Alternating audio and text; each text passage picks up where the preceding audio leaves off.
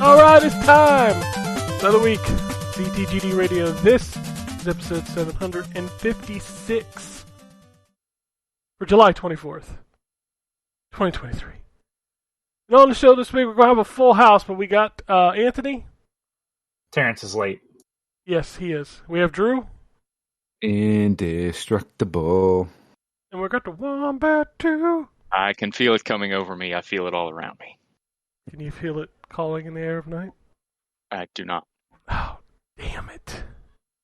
But I have been waiting for this moment all my life. It's my destiny. Alright, let's just get right into the video games. Anthony, I know you're dying. I know you're dying over there. Me and Terrence played the hottest game of... Hold on, what year did that come out? 2020? I think so, yeah. Give me a second. Hottest game of 2019. 2019. Wolfenstein Youngblood. Wolfenstein. I just shudder when you say it. It's because it sucks. I did not like that game at all. It's bad. I can't imagine. So I played a little bit of it solo. I'm going to tell you right now. Shooting feels good in that game, but it's not fun solo. No, because they assume you're playing co-op, so they just throw a whole bunch of dudes at you, and it's just like, wow, this sucks. But that's kind of what Wolfenstein 2: The New Colossus did too, and they made you super weak in the first half. Yeah, but Machine Games has a problem, and here's the problem. That's not Machine Games. No, that's Arcane. Youngblood as well. Yeah, it wasn't Machine Games. It feels the same though in the sense because the new Wolfenstein games, so New Order, the old Colossus, whatever. Old Blood. New Order, Old Blood, New Colossus. That's not confusing at all. Young blood. Yeah. Some kind of blood. Yeah. Those games have what I call the Battlefield Bad Company feel to them. And the reason I say that is because I can see a guy in the distance, but I cannot shoot him. But for some reason, he can shoot me. And it's like they have like this pinpoint accuracy with those games where I'm constantly getting shot, and for probably a good 5 to 6 seconds, I have no idea where this guy is. And then I realize, oh, he's like a mile away and he's able to hit me. Those games have always suffered from that. And I'm just like, it makes it not really fun. It's because the whole point of Wolfenstein is to kind of feel powerful, right? Like, they do that. Out of all the games, the second game they do that, but it takes a while to get there. But the first game is still the best out of all these new Wolfenstein games. I don't like the thank God Terrence and I are playing it high, because like the sense of humor is bad. This is a weird statement to make, but like I know that it's easy, and it's preferred that we make fun of Nazis. This is just a real life statement, because they're jokes. If you think like that, A, stop listening to the show, and B, you're a fucking moron. But in the context of what Wolfenstein, the New Order, was presenting, was this sort of, holy shit, they're not a fucking joke. So I was like, okay, I'm into this, because like you are just this fucking badass that's just fucking murdering Nazis, and you should be losing. And it was like this great feeling, and they were terrifying. And then New Colossus, because the Old Blood is just kind of trying to branch side the story. Wolfenstein. Well, it's a prequel to New Order that sort of is trying to blend in elements of the 2009 game to some extent. Mm-hmm. Yeah, New Colossus is like, but what if this was Borderlands? And I'm like, no, because in Borderlands I'm killing a bunch of psychos that wear masks and are generally unarmored. And the whole joke is that these people are insane. So, like, and like everybody on the planet's like that, not just the psychos. That's the sort of like the tone of that game is fine for that. But like, man, and then Youngblood is just like, what if they vomited because they killed a Nazi for the first time? It's like, ha ha.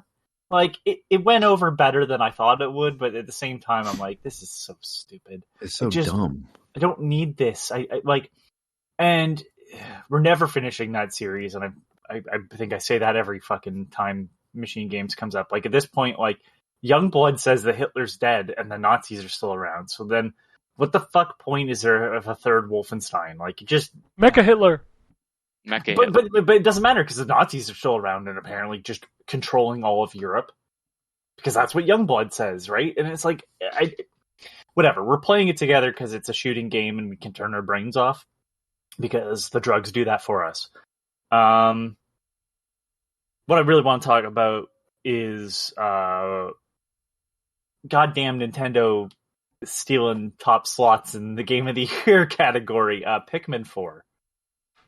So, as somebody who has only played Pikmin 3, give me a rundown. What does it add from Pikmin 3?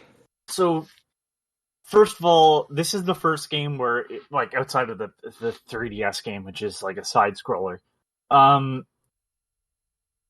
So I'm gonna be honest, I didn't play like Pikmin 3 much at all. Like, I have it on the Wii U, and I was like, I'll play this, and then never did.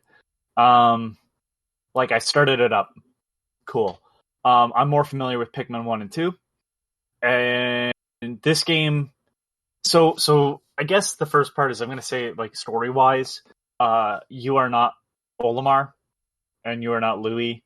You are a created character who is sent to rescue the rescue team that was trying to rescue Olimar. And the game has changed perspective. You no longer sort of look down at it. You can position the camera that way, but for the most part, you are at the just above eye level of your character.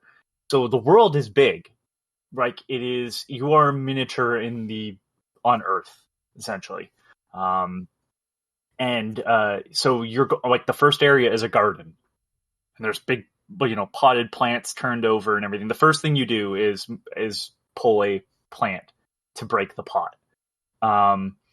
And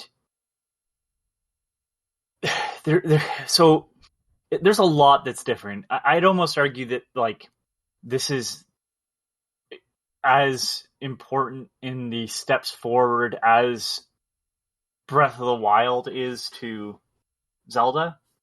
Like, this is going to change how Pikmin is played. So the first thing is that it limits you to 20 Pikmin. You have to upgrade the onion to get more Pikmin out. And all the Pikmin come out of an onion. All the Pikmin come out of the same onion. Which is not how it was done in the originals. If you wanted blue Pikmin, they had to come out of the blue onion, etc. Right now they only have 2 types. Also, Ochi, who might be the best character in this entire franchise, is the dog character. He operates like a Pikmin. He has the pull strength, so he's small when you start, and he grows like after you're done the first mission. So you can ride him, and all the Pikmin actually latch onto the side of him too. So you basically move as one unit now. Do you move faster when you ride him? No. Okay. But he does have a dash technique that you can use. And once you ride him, you no longer tell him to dash at something. You are on him when he dashes at it. But it's a little weird. So, like, I'm limited to 20 Pikmin. However, I ran into 10 of a new type of Pikmin in the cave, and they just joined me. Because in the cave systems, you're not limited to the number of Pikmin total. So it's a little odd that way. Like, it'll stop spitting out seeds at this point when you have 20 Pikmin, which is weird, but it is keeping those seeds inside the onion for later. Yeah, it sounds which is normal. somewhat similar to It's similar. Pikmin 3. It's similar, but there's I can't remember the mechanics of Pikmin 3. Does the so in Pikmin 3, at the end of the night, they would all whatever onions you brought back would merge together, and it would be like a universal onion okay, to so start this the next day. I'm not sure if this one does that. this or is not. just a red onion. That's what threw me off. Like, it's Well, just a standard red. Yeah, so in 3, I think the red one is the first one that you find, but then when you start finding other ones, they merge at the end of the night into a universal one. Okay, so right now at the end of the night, I'll just say it because they showed it in the trailer. I have ice Pikmin with me. The ice Pikmin just get into the red onion, and if I go to the red onion, I can pull those ice Pikmin out. There's only they actually mark spots because you can move your ship in the level. So you can pick a new landing zone essentially in the same area. Gotcha. And there's only one spot for an onion. So I don't know if they merge anymore. But I did bring back a yellow onion to the red onion, and it allowed me to take out 10 more Pikmin. Yeah, it sounds similar, but not. It's similar, but it is a bit odd because, like, right now the only flowers I've found are red. So I don't know if they're presenting it in a different way. I know there are yellow and blue Pikmin because the tutorial you play as Olimar, and he has all the standard colors. It's pretty neat the way it works because you now have these kind of open areas, and you can only explore for that. This is similar to the originals, I understand that, but like, because you can move your ship around, there's new materials. There's like a crafting system sort of in this. Essentially, there's just this raw material that your Pikmin can pick up and bring back to your ship. And that stuff can be used, I'm assuming, for multiple things. Right now I can only turn it into clay, but clay will allow me to build a bridge that I couldn't cross previously. It works generally the same way, but when you're in a cave, because there's no onion, all the enemies you fight turn into is it sparkle? Glitter? Shine? Something like that. And that's what you're trying to collect all the items for too, is that you're trying to get this material, like this essence, this shine or whatever, to start up the ship. And enemies will have that in the underground area, but on the top surface it just gives you more Pikmin. The nectar thing is still there, where the Pikmin upgrade to flowers. Nice. Off of nectar and everything like that.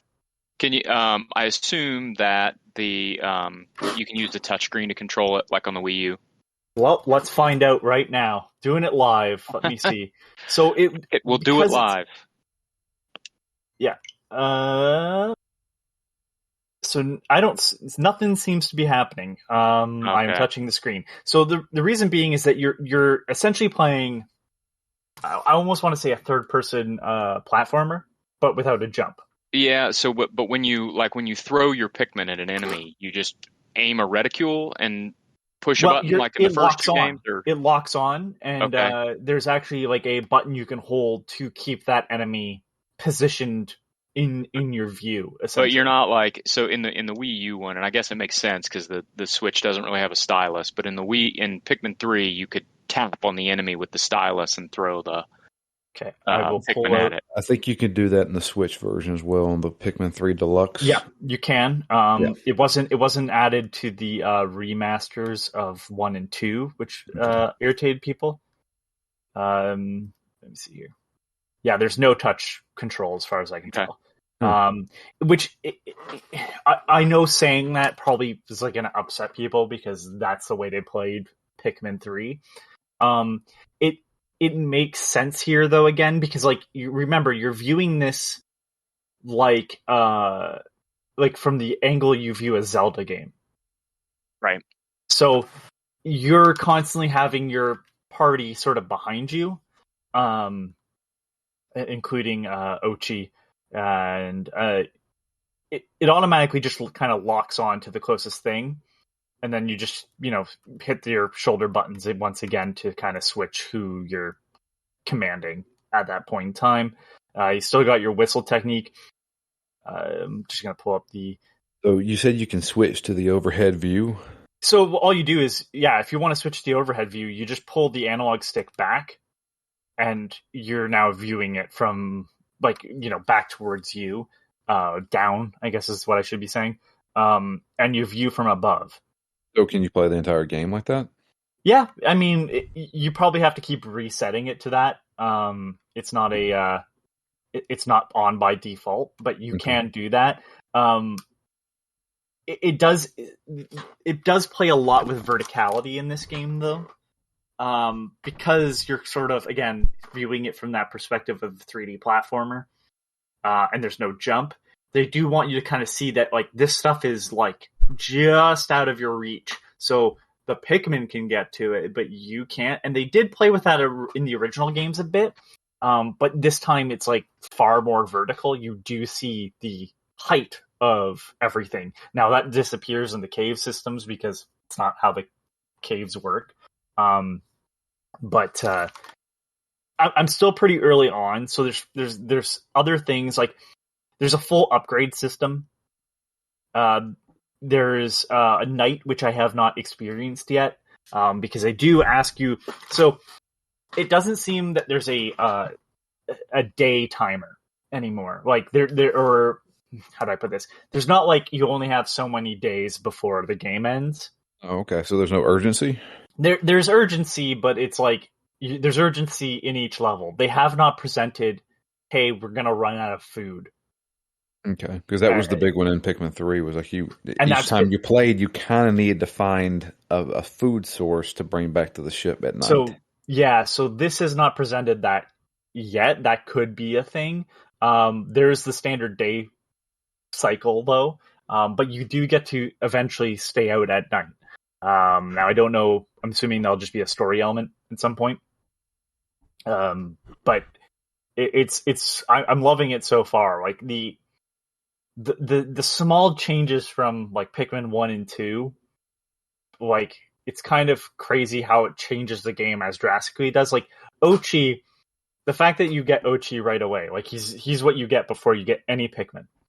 And the fact that he is the power level of 3 Pikmin means that while your Pikmin are carrying something, Ochi can carry something too. Now he can attack, but he has a health bar like you do, so you don't really want him to be in the battle as much because Pikmin are replaceable. If he dies, is it game over? I don't know, and I'm trying not to find out. Okay. It does have in the stats menu a amount of knockouts, so he might just be down for the count temporarily. But so far that says 0 on mine. It also says 0 Pikmin lost, and I'm trying to keep that number as close to 0 as possible, like always. You don't want to see you don't want to hear their screams of death and see their little ghost fly up. Yeah, no. The only ghosts I want to see fly up are the weird enemies.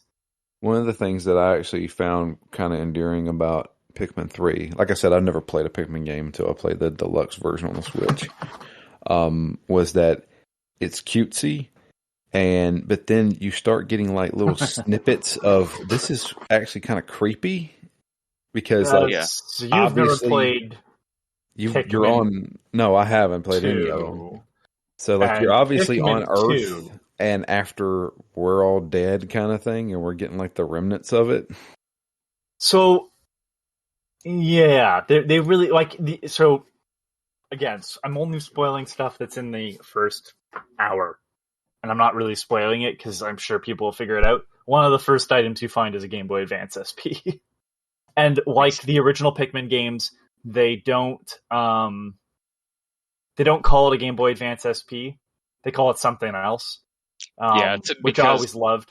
Yeah, because they're aliens trying to figure out what our world was like. And they explain why it automatically gets names now. And it's like somebody installed an AI in the computer that just automatically names, or in the ship. And they're like, you installed an AI instead of solving or installing like, safety protocol. Like, it's like, yeah, this is a totally useless function, but it seems to have paid off. Like, okay, great, but we crashed. So, I do like the fact that I'm playing as my own character. I'm a recruit that's been sent in, and the goal is to find all these other astronauts basically that have crashed. So they all split up off of the main ship, and Ochi is the first one you find. Then you find another gentleman, and then so far I have 4 of the members. I think I have 3 left of the team, but the main goal is to find Olimar and get the ship running. It's sorry. Go ahead. Sorry. I was going to probably go nowhere. I don't remember what I was going to say. So I was just going to say, so in Pikmin 3, the different team members, you had 3 team members, and they all had different like things that they could do. Yeah. Is it the same thing here? No, it seems like so. No, because unless there's some weird innate ability that, like, depending on the character you create, because they all have different like shapes. You basically, there's a big lug of a guy. I chose like a guy that kind of looks more like Louis in terms of shape. But it didn't say anything about abilities. I think the idea is that you're upgrading your character with like new tech. Gotcha. Because that's a big part of it. Training Ochi is a big part of it. And then, the standard Pikmin stuff. It's really weird because like the Pikmin are almost presented as like not a character in this game. Like they are in other games. Like they because you have Ochi with you all the time, the Pikmin are just basically a forklift. You don't feel for them the same way when you have the dog that does the exact same stuff and does more, because like Ochi can track down items, so you can command him to search for anything that's shiny that you need for the rocket fuel. He can track down the lost astronauts. What else can you do? You can do a couple things, and there's like grayed out areas of things that I can tell him to do as well. So, again, I'm very early on, but like the fact that like I immediately was like, oh wow, this is fantastic. Like I I always felt stressed in the other Pikmin games, because there's just not a lot of time, and you're like, oh god, they're carrying it, and they're almost there. I don't know if 3 did it, but like they give you an actual radius around the safe zone of where Pikmin can be now. Yeah, which was not really done in the originals. Yeah, 3 did that. One of the worst part of the originals is knowing who is safe and knowing who is not, which meant you basically had to spend time to put your Pikmin back into the onion manually to make sure they were in your party so that you knew they were safe. Or leave them in the ground and not pluck them. But already, like, I see... You know what this game reminds me of? And Ken will probably perk up. It reminds me a lot of what Tinykin did. Which is very odd, because Tinykin was basically Pikmin without the stress. And this Pikmin's like, we have to keep some of the main elements here, but once again, this is like, we have the combat still, but for the most part, so far, it's been puzzle solving.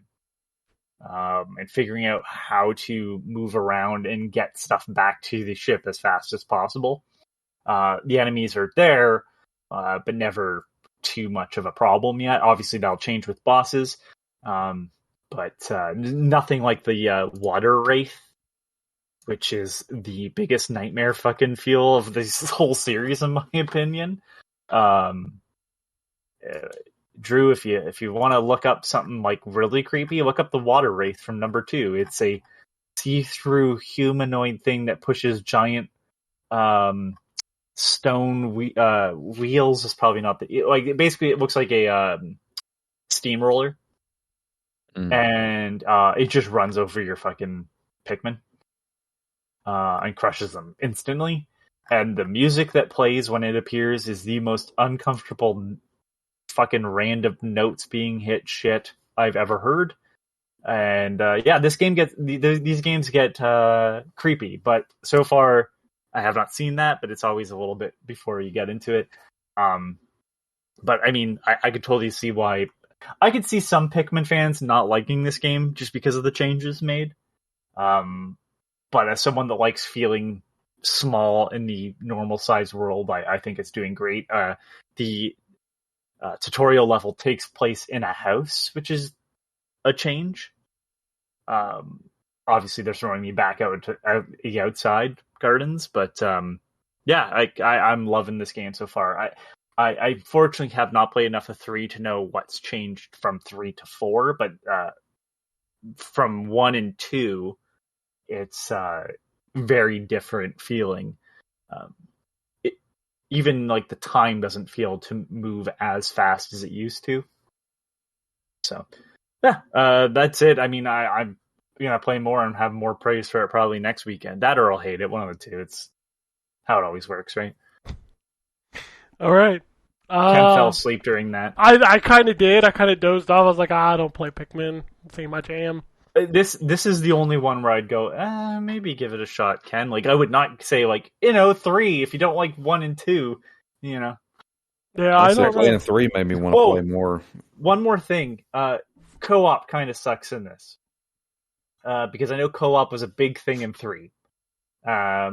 So in this game, it works like fucking Super Mario Galaxy, which is kind of a shame. The second player just kind of points and shoots at things. Yeah, that's not fun. There is a different mode, however, on the title screen that I think is multiplayer, and it seems to be mission based still, so that might fulfill it. But I have not clicked that because it's not the story, and the story is kind of the main aspect of it. So I'll probably give that a shot and have more on it next weekend. I'll explain why I didn't play more of it. Yesterday was going to be all Pikmin day because I was really excited to play it. And then at 9 a.m. in the morning, I had one of those plastic shelving units that decided to tip over and drop all of its contents onto my floor, creating both one of the worst fire hazards I've ever seen, as well as a mess that I had to clean up. So I had to move all that shit out of the way, go to Walmart, buy a bookshelf, and use that instead. So that was where a lot of my day was spent. Oh, life. So. Great time. Indeed. Oh yeah, fucking love spending money that I didn't want to spend, as well as cleaning up messes that I didn't make. What? All right. I think you just described fatherhood. Yeah, 100%. Well, I'm gonna pass on that then. That's what everybody says. I have a choice to pass on it. Ain't no one fucking me. It's fine. Jesus Christ! Damn, man. Lord, hey, that one's gonna get clipped. Anyway, let's talk about some other video games. Want to welcome Terrence to the show. He finally showed up. What's up? What's going on? I mean, we're talking about video games, Actually, we've only talked about one. Well, I guess 2. Oh, man. Has it been all Pikmin? It's been mostly Pikmin. Oh, okay. So, they did talk about Wolfenstein, which we gave way too much time to that game. Oh, I was there for that. We had a good time, man. You fucked them Nazis up, boy. I blew a dude's leg off. It was like Soldier of Fortune level that of... That is true. The violence is top-notch. I really give them credit for all those. I mean, all the new Wolfenstein games, you see some great violence. All right. So we'll move on to Drew. Okay. So a few things I want to talk about. Phoenix Down. We played our fill of Shin Megami Tensei Strange Journey. That game is too hardcore for us. Maybe if I was 20 and didn't have, a life anymore or anything like that, I would be able to play that. But the monotony of going through a dungeon and you go up a floor, but then some of the second floor has false tiles that make you fall down back to the first floor, and then you got to walk all the way around and go back up the stairs, and then you do it again. I was like, I don't want to play this game anymore. And I texted Matt, and he said, yeah, I don't either. Is fucking Chris Kringle at your house? No, that is my cat playing with something in the hallway. It's like, just hear those sleigh bells ringling, jing, jing, jingling. Like, tell him he's early. Tell him to go back to fucking bed. It's not time. No, that's my cat rolling something around. Oh, it's hilarious. But I tried to talk through that so you guys couldn't hear it. Oh, I heard it. Just made it worse. But we gave up on Strange Journey, unfortunately. It happens. It happens. We hate to abandon a game. What the flying fuck is this that you just put in our fucking chat? Dude, I sometimes we just stumble. This is not going to be in our release thing for a while, but like, what the Wacky Wonderland Wall, a 3D platformer for the ages, game of the year, greatest game of all time, the game. And it's like, it blatantly says, like, this is an asset flip. Just okay. Like, what the fuck are we doing? But we moved on to our next game on Phoenix Down. And it's definitely a game I'm going to finish. We're playing through Resident Evil 4 Remake. Oh god damn it! I was gonna say Paw Patrol. No, I went Paw Patrol. Not this time. But two things. One, that game looks fantastic. Mm-hmm. Two, that game is hardcore. I had forgot how hard that game actually is. And I'm playing on standard mode, but going to the first part with the village, I was just like, dude, I died like 4 or 5 times here. Is there a quick turnaround button? No. Okay. I don't think so. Not in that one. That's a bad idea. Like, I was trying to find it. Like, Resident Evil 2 had that, right? A quick turnaround? Pretty sure 2 and 3 had it. Which is... Why the hell did they not have it in 4? Maybe I'm wrong. I know that they introduced it in... What was it? Remake on the GameCube. Yes. You hold R1 or LB and then press down on the D-pad, and that's how you quick turn. Well, I mean, is that on 4 as well? Yeah, I know that's how you did it. That is on 4. Okay, good. Well, I wish the game would told me that. I mean, why would they tell you that? Get good. Well, maybe I wouldn't get killed by the chainsaw guy for the 4th time. I mean, all of us who have played Resident Evil 6 know that Capcom is not the best at explaining what you can do in their video games. This is true. So. Man, where to fucking go, man? Like, there's a reason why Terrence and I have fucking returned to that. Fucking, we get high, and then we're just like, man, this all just looks the fucking same. Why are we going up on a fucking pump up and down with some sort of, like, the whole complex area of the final mission of, what's his name? Terrence? Jake. Yeah, Jake's fucking campaign. Like, what the fuck is this? It didn't make any goddamn sense. So yeah, no, they don't do the good job of that. I gotta tell you, Jake's fucking campaign sounds like it would have been an Xbox One game that released about the same time as the Leisure Suit Larry game on Xbox and BMX XXX. Nice. What about the Guy game? Oh, I forgot about the Guy game. I forgot about the Guy game. Oh, there was a Playboy game too. The Playboy game is actually the Guy game is illegal to own. Well, the Playboy game has like become one of the rarest Xbox games, so like it's worth like a fuck ton of money, which is funny because it's terrible. It is. It is. But yeah, I'm playing through that. Pretty good, holds up. I think Resident Evil 4's one of the good ones. I like that Drew's like it's good, it holds up, and like 2 months ago everybody was like, this is game of the year. So I am. I prefer Resident Evil 2 remake. 2, there was more to do to 2.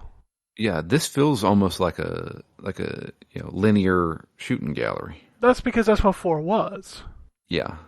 So, you get that open, like when you get a little further, you'll get into that open area where you're like, you got the boat and you go between the different areas. But yeah, at the beginning, it's very much a corridor shooter. So yeah. But yeah, I mean, I'm enjoying it so far. That was kind of a big suggestion by Matt. He was like, because I was like, hey, our theme is sequels and remakes and stuff like that and spiritual successors. And I said, I've got Dead Space remake. And he's like, kind of want to save that for maybe Halloween. I was like, okay. He's like, what about Resident Evil 4? I was like, I don't own it, but sure. So I picked it up. I used some of my Microsoft points. Oh, Jesus Christ! You better love them while you can, because I don't know if I'm sure you've noticed, because your ass is in there every day. They're really taking that shit out. They are nerfing the crap out of that. Like, you can't make any points anymore. They're like, fuck you. You don't get shit. Yeah. So I didn't spend any money on Resident Evil 4. But yeah, no, I'm excited to get into it. Like, I want to see, did they change anything, or is it basically a shot-for-shot remake? They changed a lot. Oh, really? Yeah. Story-wise, even? Yeah, even some of the stories are a little bit different. But yeah, there are new areas. Like, so the third act is very trimmed down. Because I don't know if you remember the third area when you go to the island. Yeah. It drags on and on and on, and it's so much more clean now. Okay, cool. But yeah, we're going to do that. I played some Diablo 4. Boy, hearing all you guys in the chat talk about Diablo 4, like, everybody just is miserable but can't stop playing. It feels like Overwatch. Yeah, no. So here's the thing. I didn't get to max level in Diablo 4 before the patch and the season 1 and stuff like that. So I didn't see a lot of those nerfs because I wasn't ever really strong to begin with. But I mean, I get some of it. So they nerfed a lot of stuff because they were gearing up for season 1. The problem there is that there are some people who just don't want to play the season. They don't want to start over. And they nerf the stuff because you got a lot of powerful stuff that you can get through the season. Well, that just screws everybody up that doesn't play the season stuff, because now I'm just nerfed and I don't have access to this seasonal stuff. Well, and so I'm sure that what you're describing is a part of it. But some of the changes that they've made, it's clear they really only made because they want to increase playtime. Like they've got some metric related to the amount of time players play, and it was probably going down as people finished the game. Because this is what we were talking about right before the show started. There's no reason whatsoever to make it take 5 seconds to leave a dungeon instead of 3, unless you're trying to juice user playtime. Yeah, but I mean, what does that do? I mean, who cares? I'm sure they've got some metrics that they report or that they're judged on that relate to how long players play the game. Most of those live service games do.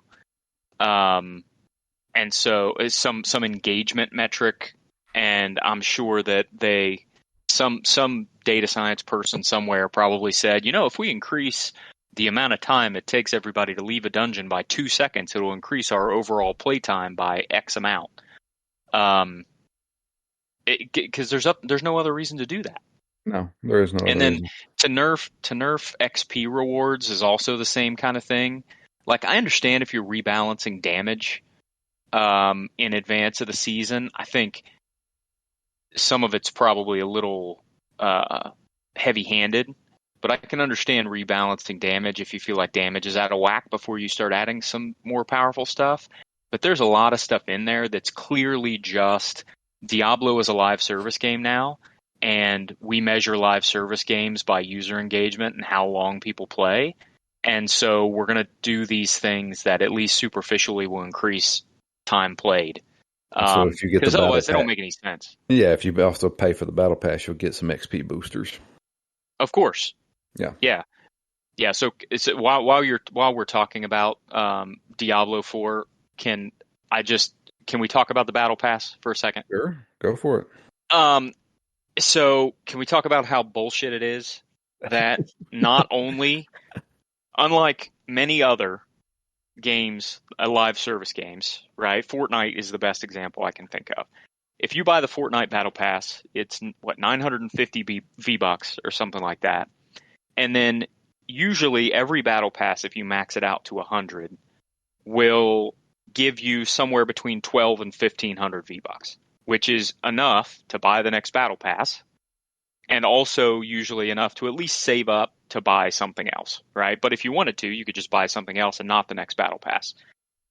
The Diablo Premium Battle Pass gives you 666 platinum if you finish the entire thing. The Battle Pass costs 1,000.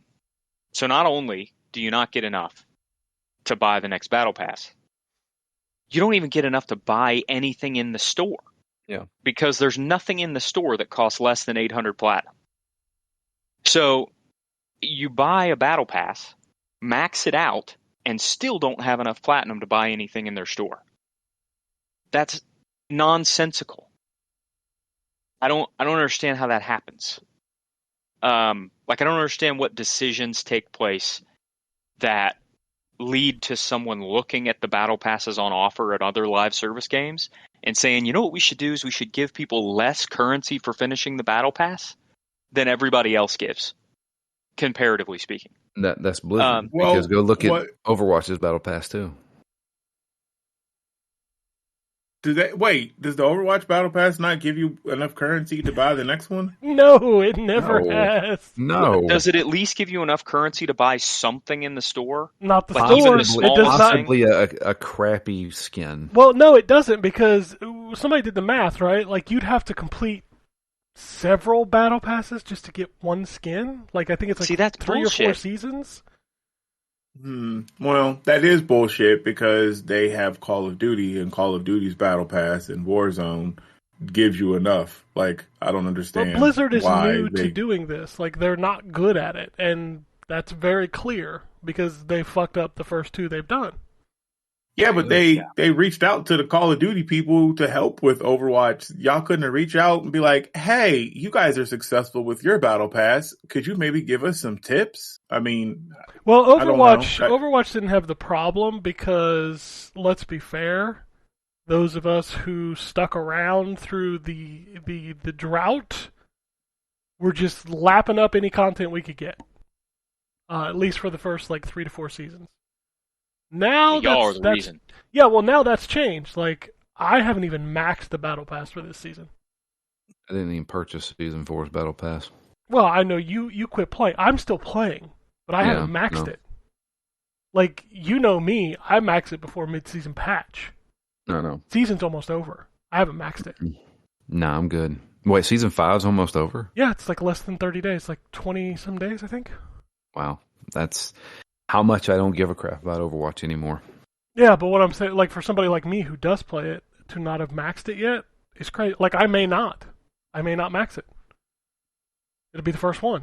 And when people like me, who are your super hardcore diehard fan base, are not finishing it, that's the problem.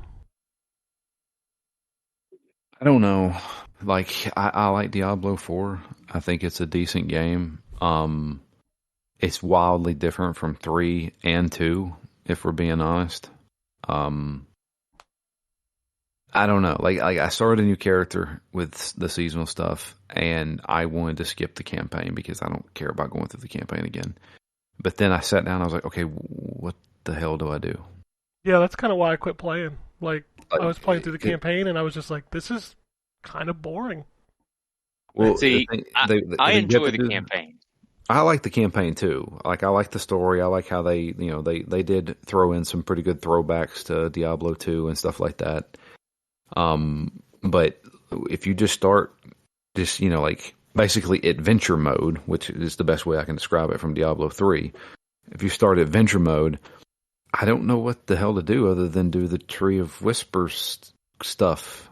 And if that's the case, until I hit level 50, and then I could go to a different difficulty and finally start doing nightmare dungeons. Like, yeah, what the hell? That's 50 levels. So right now I'm just cleaning up the map. Like, that's where I'm finding my enjoyment with the game right now, unlocking all the altars of Lilith, because those will carry over to the seasonal characters, and unlocking the map, because that also carries over, and all the renown and all that. But I don't know.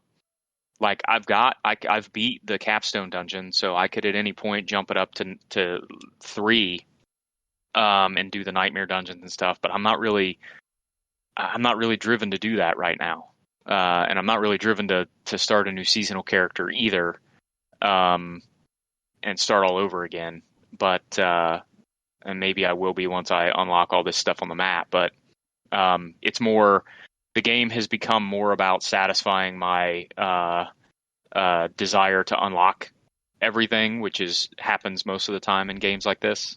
That's generally tends to be the thing that holds me longer than anything else, is just like the joy of ticking things off a list. Yeah. So we'll see what happens once I tick everything off the list, whether or not I decide I want to move on and start playing a seasonal character or whatever. You'll definitely get that sense, because they do give you a ticker. Like, you have a seasonal journey, and you have to do certain things in that seasonal journey. So they give you like a list of like, okay, complete a dungeon in this area, and then do a cellar in this area, and then you move on to part 2 of that. It's they give you a ticker, and I think I need to jump deeper into it a little bit more. I don't know. Like, I was hoping I would like the Barbarian. I don't know if I like the Barbarian. Yeah, it's a class that gets better the longer you play it. Yeah, but, I know. It's tough at first, especially if you're not used to playing a melee, like a direct damage melee class. It takes some getting used to. Yeah. The issue I had is like, I will say, once you get leveled up, and if you pick the right skills and stuff, I soloed the capstone dungeon with no problems whatsoever. Like, very easily soloed the capstone dungeon. I've soloed. What level were you? Yeah. 50. Jesus. I was level 52. Damn, man. I was level 52, and I could not beat that boss. I had to bring my old roommate in to help me. Yeah, and like, I keep hearing about people getting beat or getting killed by the butcher. And I've soloed him. He's popped up 3 times now, and I've soloed him all 3 times without any trouble. So like, the Barbarian can be a very powerful, tanky class, if you pick your upgrades right. But it takes a while. Yeah. I don't know. I don't know how I feel about that game. Like, honestly, every time I play it, I'm like, I could probably look for some runes in Diablo 2. Every time I think, I don't know. They did exactly what I feared they would do. They tried to make a MMO, and they didn't go full MMO, and so it's kind of stuck in the middle. And I don't know if I care for that loop. So I'm going to continue playing it. I'm going to go through the season at least and see how I feel about it. But I don't know. Like, I'm just that's the best way I can describe it. I just feel very meh about it. I think it's a good game, but they have pushed that game into a direction that I don't like.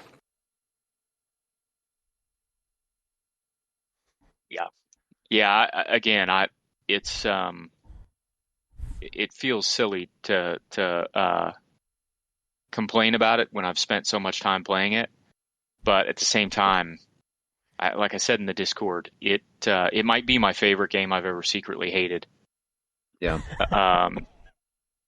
Because I'm having fun with it still, but it's like I can feel the end coming very quickly, and for a live service game, that's not what you want.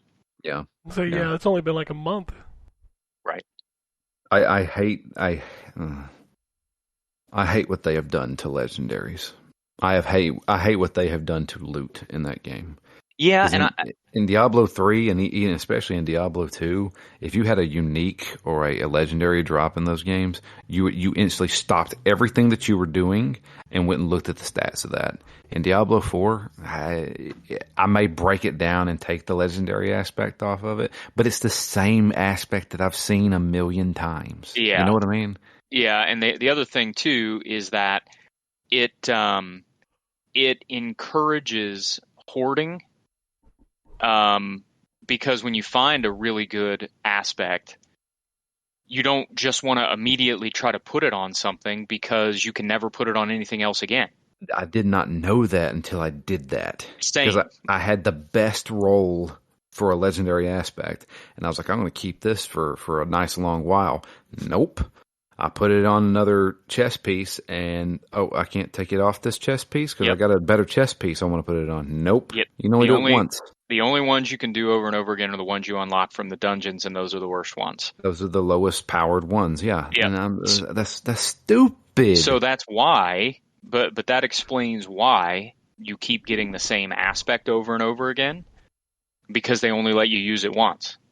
But the problem is you get a nice roll, and it encourages you to just hoard it forever because you want to put it on something, but as soon as you do, you know it's gone. And then you're and you don't know if you're going to get something better down the line, right? And your upgrades are capped at 4, so you upgrade a piece of armor or whatever to its max. Eventually, you're going to find something better, but you're always pretty much going to find something better. So yeah, it's strange.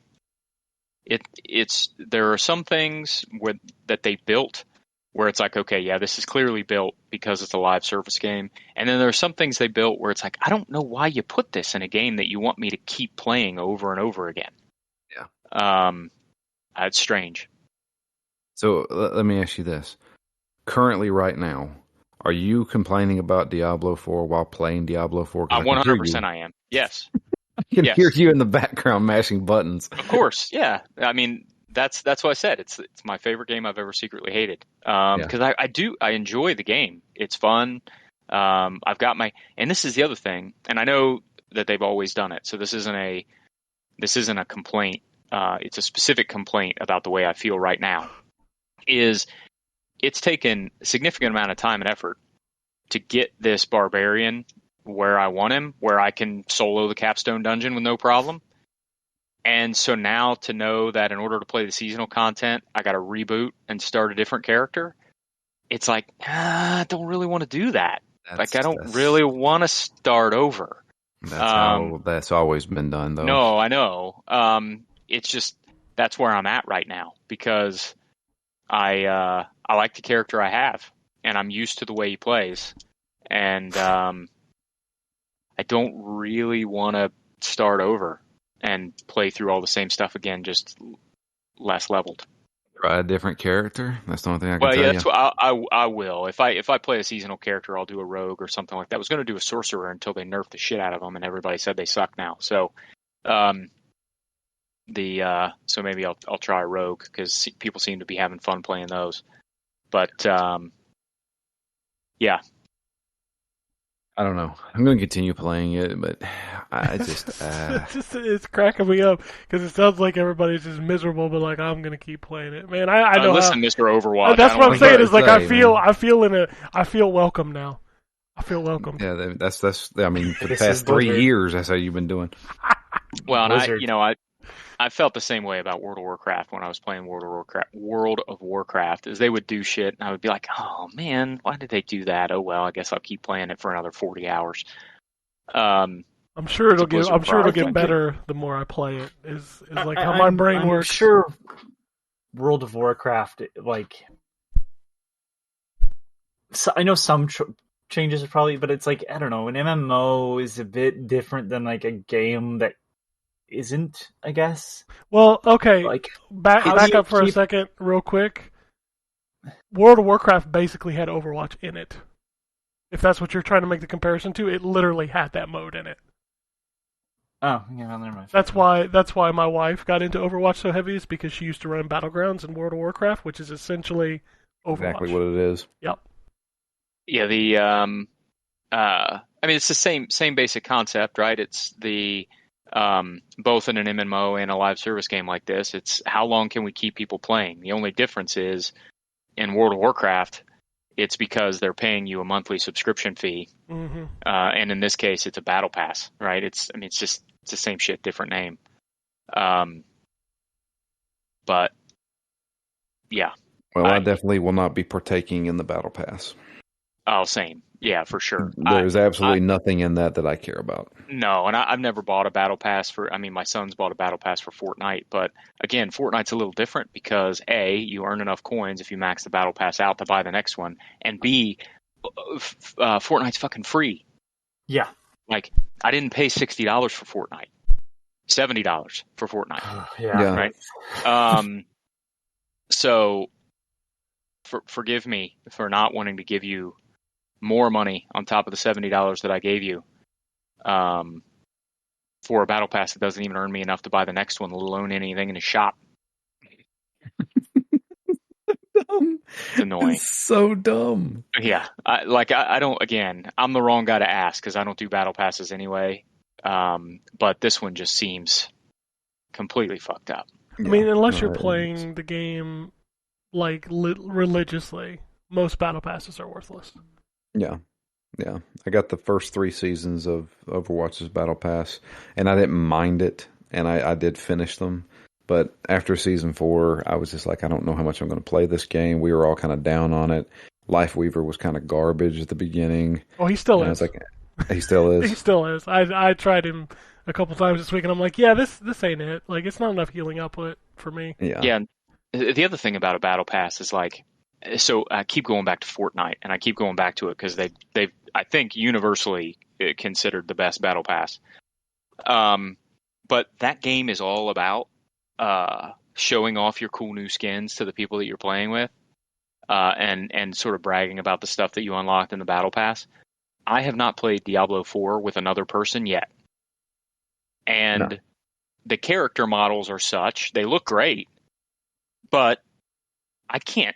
When somebody runs past me in the overworld, I can't tell what they look like. Like, I can't identify immediately, like, oh, that's the XYZ skin that comes from the highest level of the battle pass, which, in addition to being, a reason to have the stuff, if you're the type of person that likes to compare yourself to other people, it's also a fucking commercial for the battle pass. Like, that's why Fortnite's battle pass does so successfully, is because people see the skins and the back blings and the pickaxes, and they think, oh, I want that. How do I get that? The only way to get it is to get to level 100 in the battle pass. Okay, I better buy the battle pass, and I better, play the game until I max the battle pass out. I can't see somebody run past in this game and be like, oh, that's the Batman skin. That's the level 100 skin at the end of the battle pass. It's like, oh, that's armor 3. I don't know I don't know if that's just something he picked up or if it's a cosmetic or what. Exactly. Yeah. Exactly. So it's just, I don't know. It feels like Diablo is kind of the wrong game for that kind of battle pass with cosmetics and stuff. That is one thing that Overwatch did well, was like the skins in the battle pass made you want to buy the battle pass if you played the game. Well, yeah. And that's, I mean, Drew was talking about it, and I don't remember if that was before we started the show or if that was on the show, but the notion of the fact that I don't even want to transmog stuff most of the time in Diablo, because the whole point is, what does this new piece of armor I just picked up look like when I'm wearing it? And if your game is kind of built around the fact that, ooh, what's this new thing I just picked up look like? Why am I going to wear skins over it all the time? And especially, why am I going to pay for skins over top of it all the time when I have more transmogged skins in my inventory than I know what to do with? Yeah. Also, another frustrating thing, and again, most of the criticisms I have about this game are probably because I like it so much. If I thought the game sucked, I just wouldn't criticize it. I just wouldn't play it. But it's frustrating to me that you can only dye stuff that you've salvaged. So if I'm wearing a helmet that I like, can't use dye on it unless I salvage it and apply the transmog to another helmet, which is just silly. Yep. Welcome to video games in the 2020s. Oh, I know. Sorry, Drew, I just completely it's jacked fine. your whole thing. We're talking about Diablo. We're round table this shit. All right, so every game today gets a half hour, so this show's going to be 4.5 hours. Yeah. Hey, you know what? Ain't nobody listening anyway. There's one other game I do want to talk about. I for some reason wanted to try out something on Game Pass, and I saw that there was this game called Arcade Paradise. Oh, yeah. Okay, I know what you're talking about. I've kind of become addicted to Arcade Paradise. I've heard it's good. It's really good. It's a management sim where you start running a laundromat and have an arcade in the back of the laundromat, and then you expand it. But you still have to run the laundromat to make money. So you're doing, you're picking up garbage and you're doing laundry and stuff like that. But it's all video game logic. So like whenever you have to unclog the toilet on occasion, and it's like you're doing a mini game and you're having to do damage to the toilet to unclog it. It's dumb. It like they definitely wear their comedy on their sleeve with that kind of stuff. But I was telling Anthony about it. The soundtrack to that game is phenomenal. Like it takes place in like 1992 or 3 or something like that. So you got like a lot of like 80s vibes, but you also get some of that early 90s grunge vibes. It's really good. I actually really enjoy that game, and it can be a little. It feels slightly like those simulators, like the lawn mowing simulator or the power washing simulator, where you're kind of doing the same task over and over again, but you always get something new. And then on top of that, you can play the arcade games. You can just sit down and play the arcade games, and they're like, simple coin op games, but they're fun. What is this game called one more time? Arcade Paradise. Okay, I'll check it out.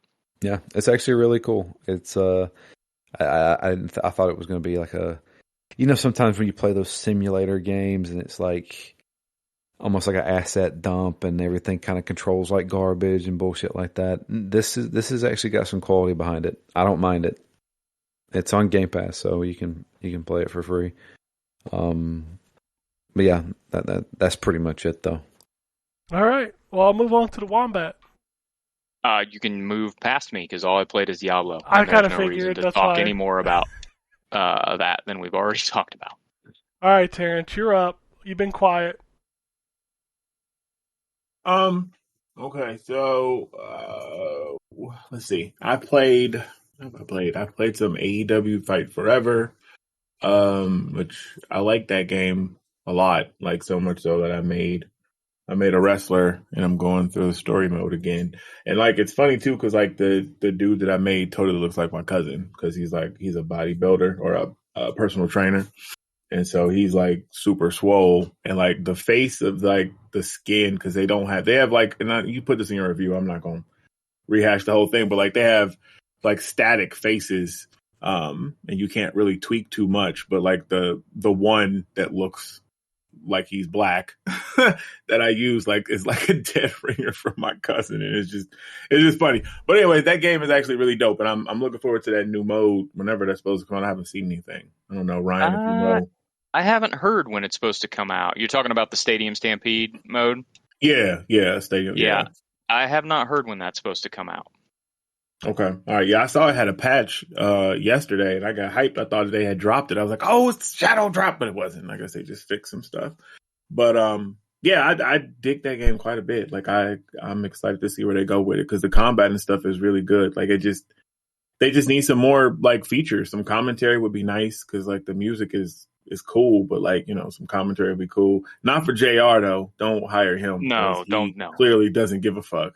No, 100% just phoning it in.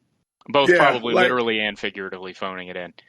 I think you are absolutely right. Like, man. But yeah, so that, I'll continue to play some more of that. And Anthony already talked about it, so we won't talk about Wolfenstein, because I heard you already had it's half an hour. I played some Diablo. Won't go back into that. But I guess the new thing that I played is Remnant 2, which I'm playing for review. which if you played the first one or if you didn't like the first one, this one's not really going to change your mind.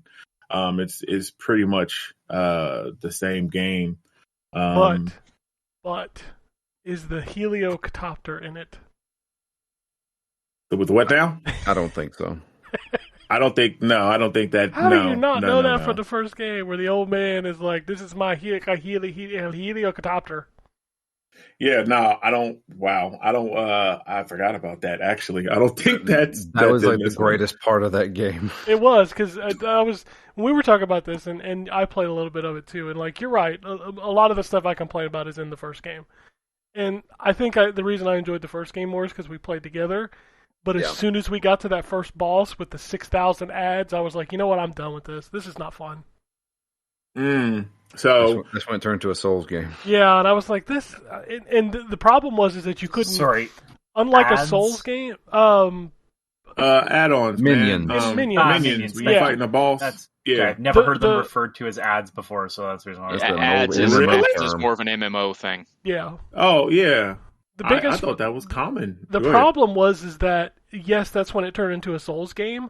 But if you remember, Drew, every time we had to refight it, he changed his patterns. Yeah. So you couldn't learn patterns in that game, which made it not fun. So, it's like I'm going to go in here and just get wiped. I will say, because I enjoyed the first game, and you're absolutely right. It is 100% better with friends. This one, I feel, is the same way. But if that was your issue with the first one, that has been, from what the bosses that I fought, that has been changed here.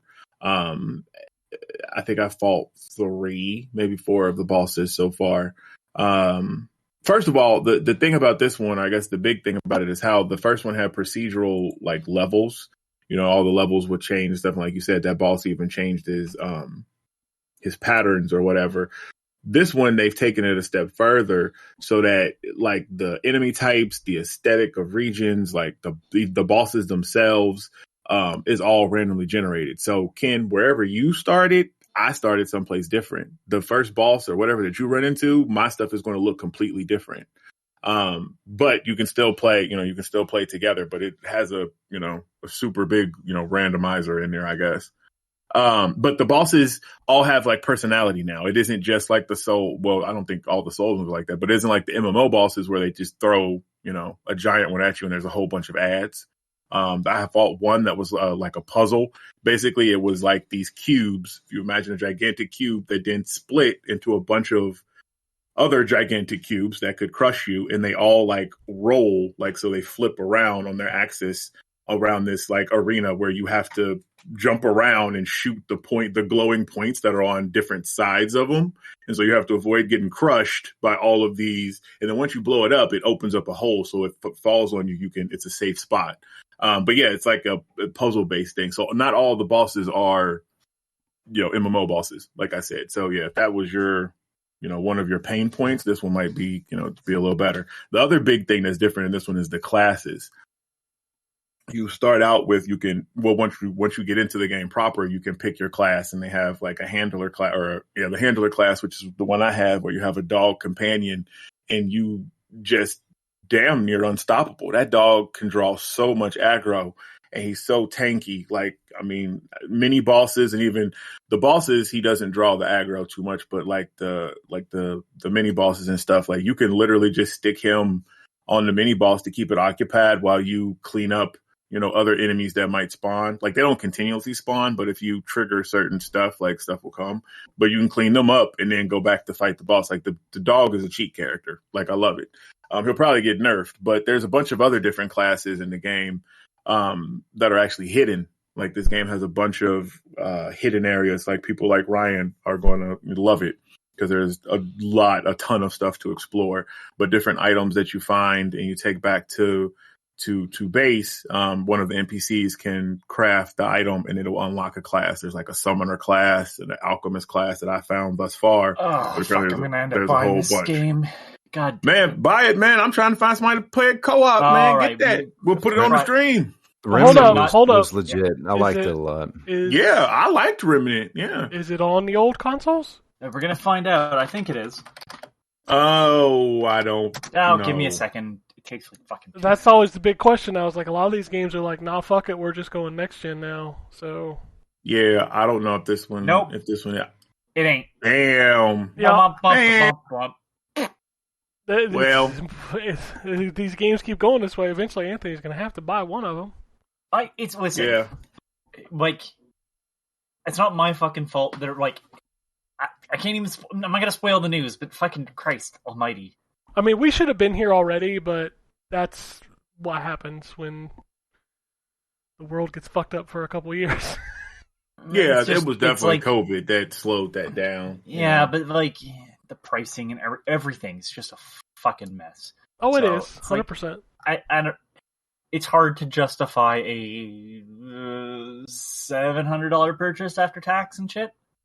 Like for video games, you know what I mean? Oh yeah, I had to buy both of them at the same time. So yeah, I don't feel that I have to buy both of them, let alone one of them right now.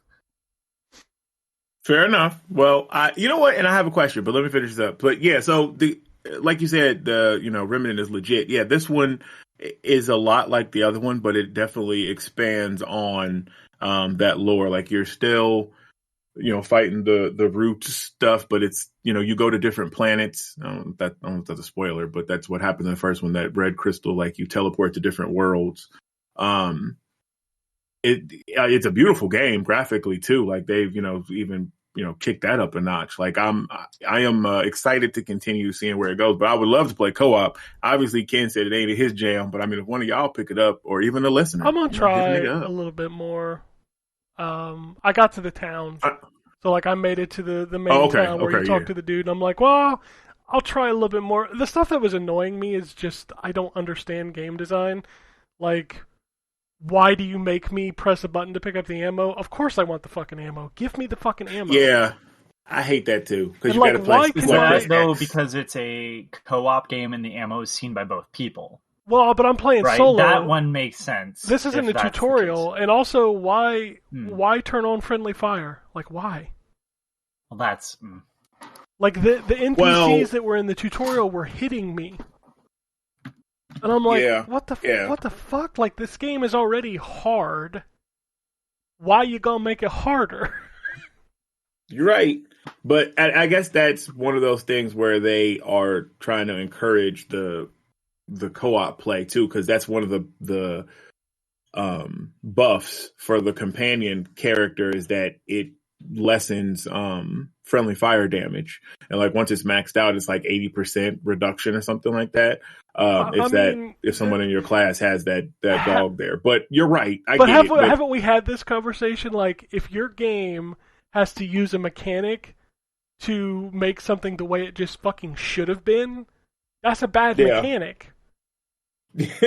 Like, you're not wrong. Imagine if Overwatch had friendly fire and one of the perks was like, oh, your healer negates that. Like, that's just a waste of an ability. Like, I don't know. That's those decisions like putting a fucking an escort mission in a game. Like, why? Why? Oh, the escort missions in Exo Primal, those are awesome. Boy, you talk about a game that dropped off the face of the fucking conversation. There you go. Yeah, I'm curious if people are still playing. I hopped into a match and then I think there was like 2 people on my team that were bots the whole time. So I was like, oh, okay, well, dude, that's bad. It's not even been 2 weeks. Yeah. I mean, well, it's because once you get to a certain point in that game, you literally seen everything. Like I finished it. I believe it. I finished the story. Like I saw all of it and fought all the bosses. It does some really cool stuff that probably 95% of their audience will never see because of the monotony to get there. And it's like you said, that's just bad design. Like it's just bad design. So. Or as the Twitterverse would say, it's the Game Pass effect. Oh yeah, that's right. That's what that is. That's the Game Pass effect. Jesus. But yeah, no, that's just basically it. That I've played. I mean, it's pretty much it. All right. Well, I'll close this out with a couple interesting games. So I finally, what is it like? It's been out for like 2 weeks, and I kept forgetting to boot up my Switch because like I know if I boot up my Switch, I'm gonna play fucking Zelda, and I'm never gonna play anything else again. So I went and played the new Mario Kart DLC, which every time one of those packs drop, it's like awesome. Like, was it 8 new tracks, and in this one you also get 2 new characters. I think maybe it's 3. I know you get Kamek and you get Wiggler, but you also get PD Piranha too. Yeah, so it's 3. So Wiggler's definitely there. Wiggler, when you get hit by something, he turns red and smoke comes off his head. Oh, that's great. I was like, dude, that is freaking. So the first races I did, I picked Wiggler and put him on a motorcycle, and it's the most ridiculous thing you've ever seen. It's awesome. But the tracks are great. Like there's again like 3 or 4 tracks in there from what's the mobile game called? Tour? Yeah, Mario Kart Tour. So there's like 3 or 4 of those tracks in there. My favorite track, and I know I'm a bad Mario Kart fan, but I don't remember what game it's from, is one where you're small racing through the house and you go through like the toilet and then through the drain. Oh man, that track is great. Oh, I like that track. I think I've played on that one before. Yeah, so that was like my favorite of these new 8. But no, it's really good. That game is still like by the time that DLC's done, that game's gonna have so many frickin' tracks, it's just ungodly. Yeah. And then the new patch also put in 2 more slots for characters. So, guess there'll be 2 more characters. I thought this was the last. No, there's one more. There is one more. Okay, I thought this was the last one. All right, damn. Because there's still 2 locked. Right. There's still 2 locked circuits on the extra circuits page. So yeah, I played. You're saying, oh, man, I don't remember. What are you toilet? Yeah, so like you go through like a house and you go down the sink, and then you come up through the drain, and then you jump over the toilet. Like it's a cool track. But yeah, the other game that I want to talk about is called Viewfinder, and I know a lot of people. A lot of people have been talking about this game recently, and I remember when we saw the trailer in I think it was in the PlayStation Showcase. It's one of those things like if you're a fan of, Portal, or what was the Perspective game that came out recently? I was gonna say this is basically what Superliminal wanted to be. Was it Superliminal that was that? Superliminal is the one where you pick up an item and the closer you hold it to you, how big it is. Big. Okay, yeah, that's the one I was thinking of. Yeah, so like if you're into those kind of games, that's what this is. But so I've only done the first world, so there are different worlds in this game, and I've heard that the mechanic kind of iterates on itself over time, and it gets more interesting. But the concept is like you're in this world, and you pick up these pictures. And you can hold the picture up in the air, and when you press the right trigger, it becomes part of the world. Now, what's impressive about it is if you lay it over an existing piece of the world, it literally cuts it out. So, like, it disappears. And the picture that you lay down becomes a 3D object. And it's all 100% seamless. So, like, when you lay it down, it immediately happens. Now, there is a mechanic where if you mess it up or you do something you weren't supposed to do, you can literally just hold the circle button and it'll rewind time back to the point where you laid the picture down. So it's basically just figuring out what you need to do to put the picture in the world to kind of move to the next portal.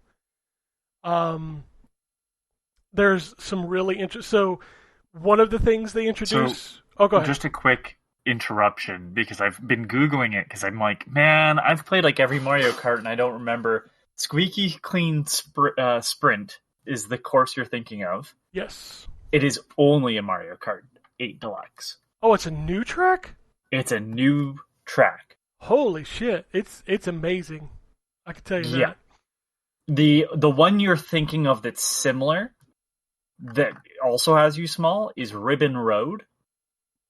But that one is inside a room, and it is from the Game Boy Advance games, and you don't go into the bathroom. That is a brand new course for the DLC. Oh, nice. Man, they even making new tracks. Like, how do you make a Mario Kart 9 at this point? I was about to say, you're never going to get Mario Kart 9. Like, it's going to be 8 forever. Like, they'll do another DLC circuit. Like, why would you need to? Like, this game is, like, perfect. I don't know, man. It's crazy. And this is also why you're never going to get F-Zero. God. Fucking F-Zero. Nintendo, you suck. Give me F-Zero. So one of the early mechanics that you get, which is really cool, is like you get these pictures, you run into a photocopier, and you can copy the picture to use it multiple times. And it's just, man, I put a 30-second sequence up on Twitter of like when you're going through these pictures and like how the world changes as you go. Man, this game is cool. I've also heard it's not very long, like 4 to 5 hours. So I'm looking forward to kind of playing some more of this game. I literally only finished the first world. I got to like the next world, which is like this hub with this big tree. So I'm excited about that. That game is cool. It's only on PlayStation and PC, I think, right now. So, all right.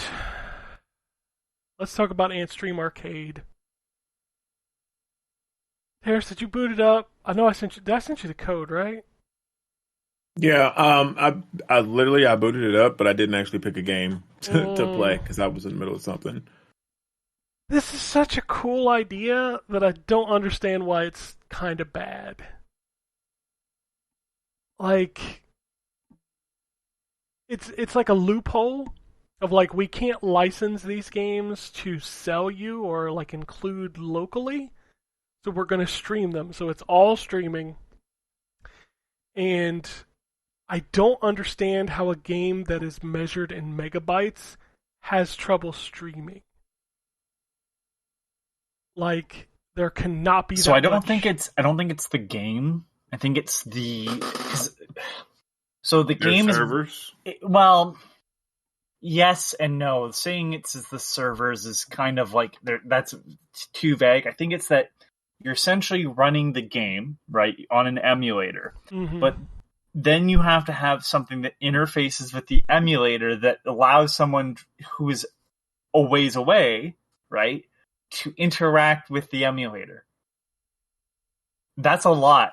Like that's a lot of extra steps in between of you pressing a button and then the game registering it, because now it has to be from your console, has to be sent to the program that interfaces with it has to be able to turn that into a signal into the streaming aspect of it, and then that game has to receive the signal and then send back the information.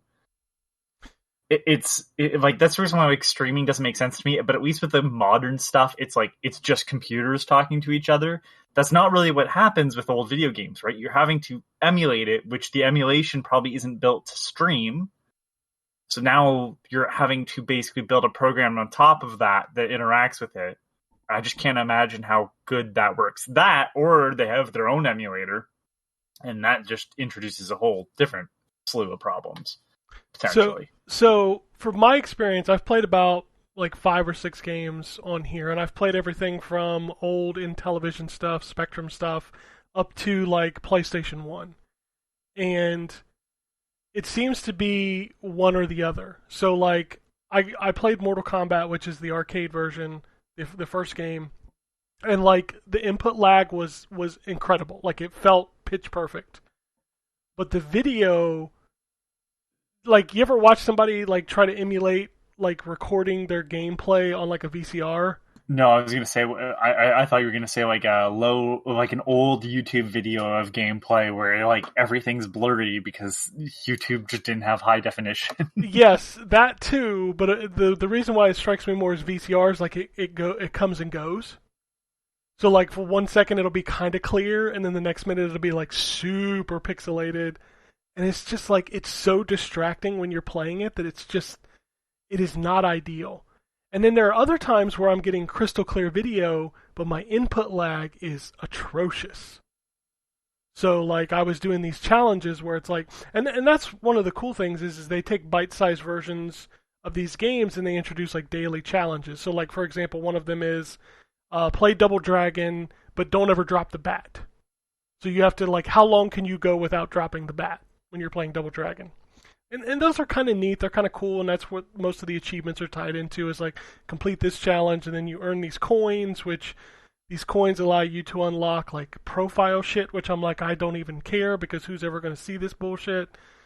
The interface is laggy as balls. I know I sent you guys a video of like just me loading up the title screen, and like as you scroll down, it feels jerky and slow, and it's like, it feels like you're trying to stream off of a hard drive from like 25 years ago, where everything just kind of slowly fades in, and like when you press down, imagine the Nintendo Switch eShop, like when you scroll down through the games, kind of like that, but worse at times. It's rough, and it sucks because the collection is good. Like, you're right, Anthony, there's a lot of old European platformers, there's a lot of Neo Geo. I think they said they've this is a UK company, as far as I know. Yes. And I remember seeing ads for them 2 years ago, but I think it was PC only. It was. It streams on PC, and it also streams on like Samsung's gaming hub. You can stream it there. And like, I think they have the license to the entire Neo Geo library, so like all of those games are on there, which is cool. There are a couple That's PlayStation. Not very hard. No, it's not. Like, those are everywhere, obviously. But then there's some like really obscure stuff on there, like some really old like ZX Spectrum games, which is kind of cool. Some like old Amiga games. They've got an early library of PlayStation, and they said they have more, but they kind of have to build the games before they put them on the service. So they're going to be adding some more PlayStation games. As far as like the service goes, it is like you buy it and you get like a year, I think, or you can buy a lifetime license for like $80, which if it worked better would be a good deal. But right now it's hard to recommend because of the performance. And as far as stuff coming and going, I was listening to an interview with them, and they said that literally since they've started this like 2 years ago, that they've only lost a total of 5 games, and all 5 of those games are coming back because they renegotiated the license. So it's not a lot of stuff that leaves the service, and they do add new games weekly. So it's a great idea. It's a very sound concept, and if it worked better, I would have no trouble recommending it. But man, I know it's not it's easy to tell people there are better ways and easier ways to play these games that some people just aren't comfortable doing. And I think that's where this could have been great had it been just a little bit better. I think is the problem here. So, as far as the indie stuff goes, I played quite a few games. Skullgirls finally came to Xbox, which, man, that game still looks and plays amazing. I played a little bit of Punch Club 2 Fast Forward. I forgot that was an RPG. It's really kind of interesting. Insomnus is a first-person horror game. If you've seen one of those, you've seen a million of them. It's pretty much the same kind of thing. And then I played this Vampire Survivors clone called Spirit Hunters Infinite Horde. And I did one run, and I was like, that's kind of bad. Isn't that the one that Jay said was pretty good that was on PC? Maybe he did, but I thinking of a different one? No, that one's different. But the okay. Yeah, because that one's like Soul Survivors or something like that. That's it. No, the one that I played the one that you played, Ken. They had a demo up. It's not good. For that thing, and it's not. It's not good at all. I was like playing it. I was like, all of these upgrades suck. Like I didn't feel like they did anything. Yep. So, yeah, it was pretty bad. And then I think I could talk about it now because the previews dropped. But Double Dragon Gaiden, I've been playing that for I think 3 weeks, and I forgot it was a roguelike, which kind of disappointed me. But holy shit, that game is good. Like, it feels really good. The characters are good. Like, the combat feels really, really smooth. I just don't like the fact that when you die, you just get some coins, upgrade, and start over. Like, come on, man. I don't know why we have to do this. But the music is there. Oh, man. It makes me want to love it. And then it's like, nah, we gonna do this thing. And that's not cool. So. But no, that's it for me. So we're gonna move on. Alright, so let's talk about new releases. That's the next thing up on the docket. It's kind of a light week. We'll start with Series X PlayStation 5 as per usual. Rashid, Street Fighter 6 DLC, first pack, dropping. Speaking of DLC and people we all know, Dead by Daylight's Nicolas Cage DLC drops this week.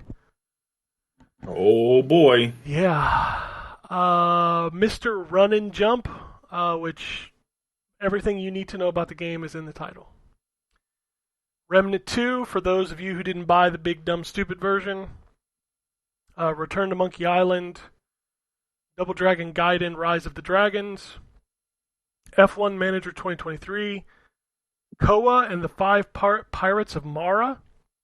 I have no idea what that is. And then Episode 1 of The Expanse, the Telltale series, is also dropping this week. PlayStation 5 is also getting 41 Hours. Magic Exposure, Yuri, the visual novel. Sorry, 41 hours? 41 Hours, that's what the game is that called. A sequel to 12? 12 minutes? God, I hope not. 12 minutes? Yeah. 41 hours? It's just... And then Patrick's Parabox. I don't know what that... I have no clue what that is. Patrick's Parabox. Okay, so let's talk about 41 Hours. 41 Hours is a first-person shooter dramatic game that follows the narrative of Ethan, a workaholic scientist in search of his long-lost wife. The story is intriguing, and it takes several surprising turns as it develops over 11 chapters and 20 hours of gameplay. Mixed reviews on Steam. Mixed. It looks like an ass. Was the guy you played as in 12 minutes named Ethan? Man. Does your character get named in 12 minutes? Pretty sure. We've talked too much about 12 minutes.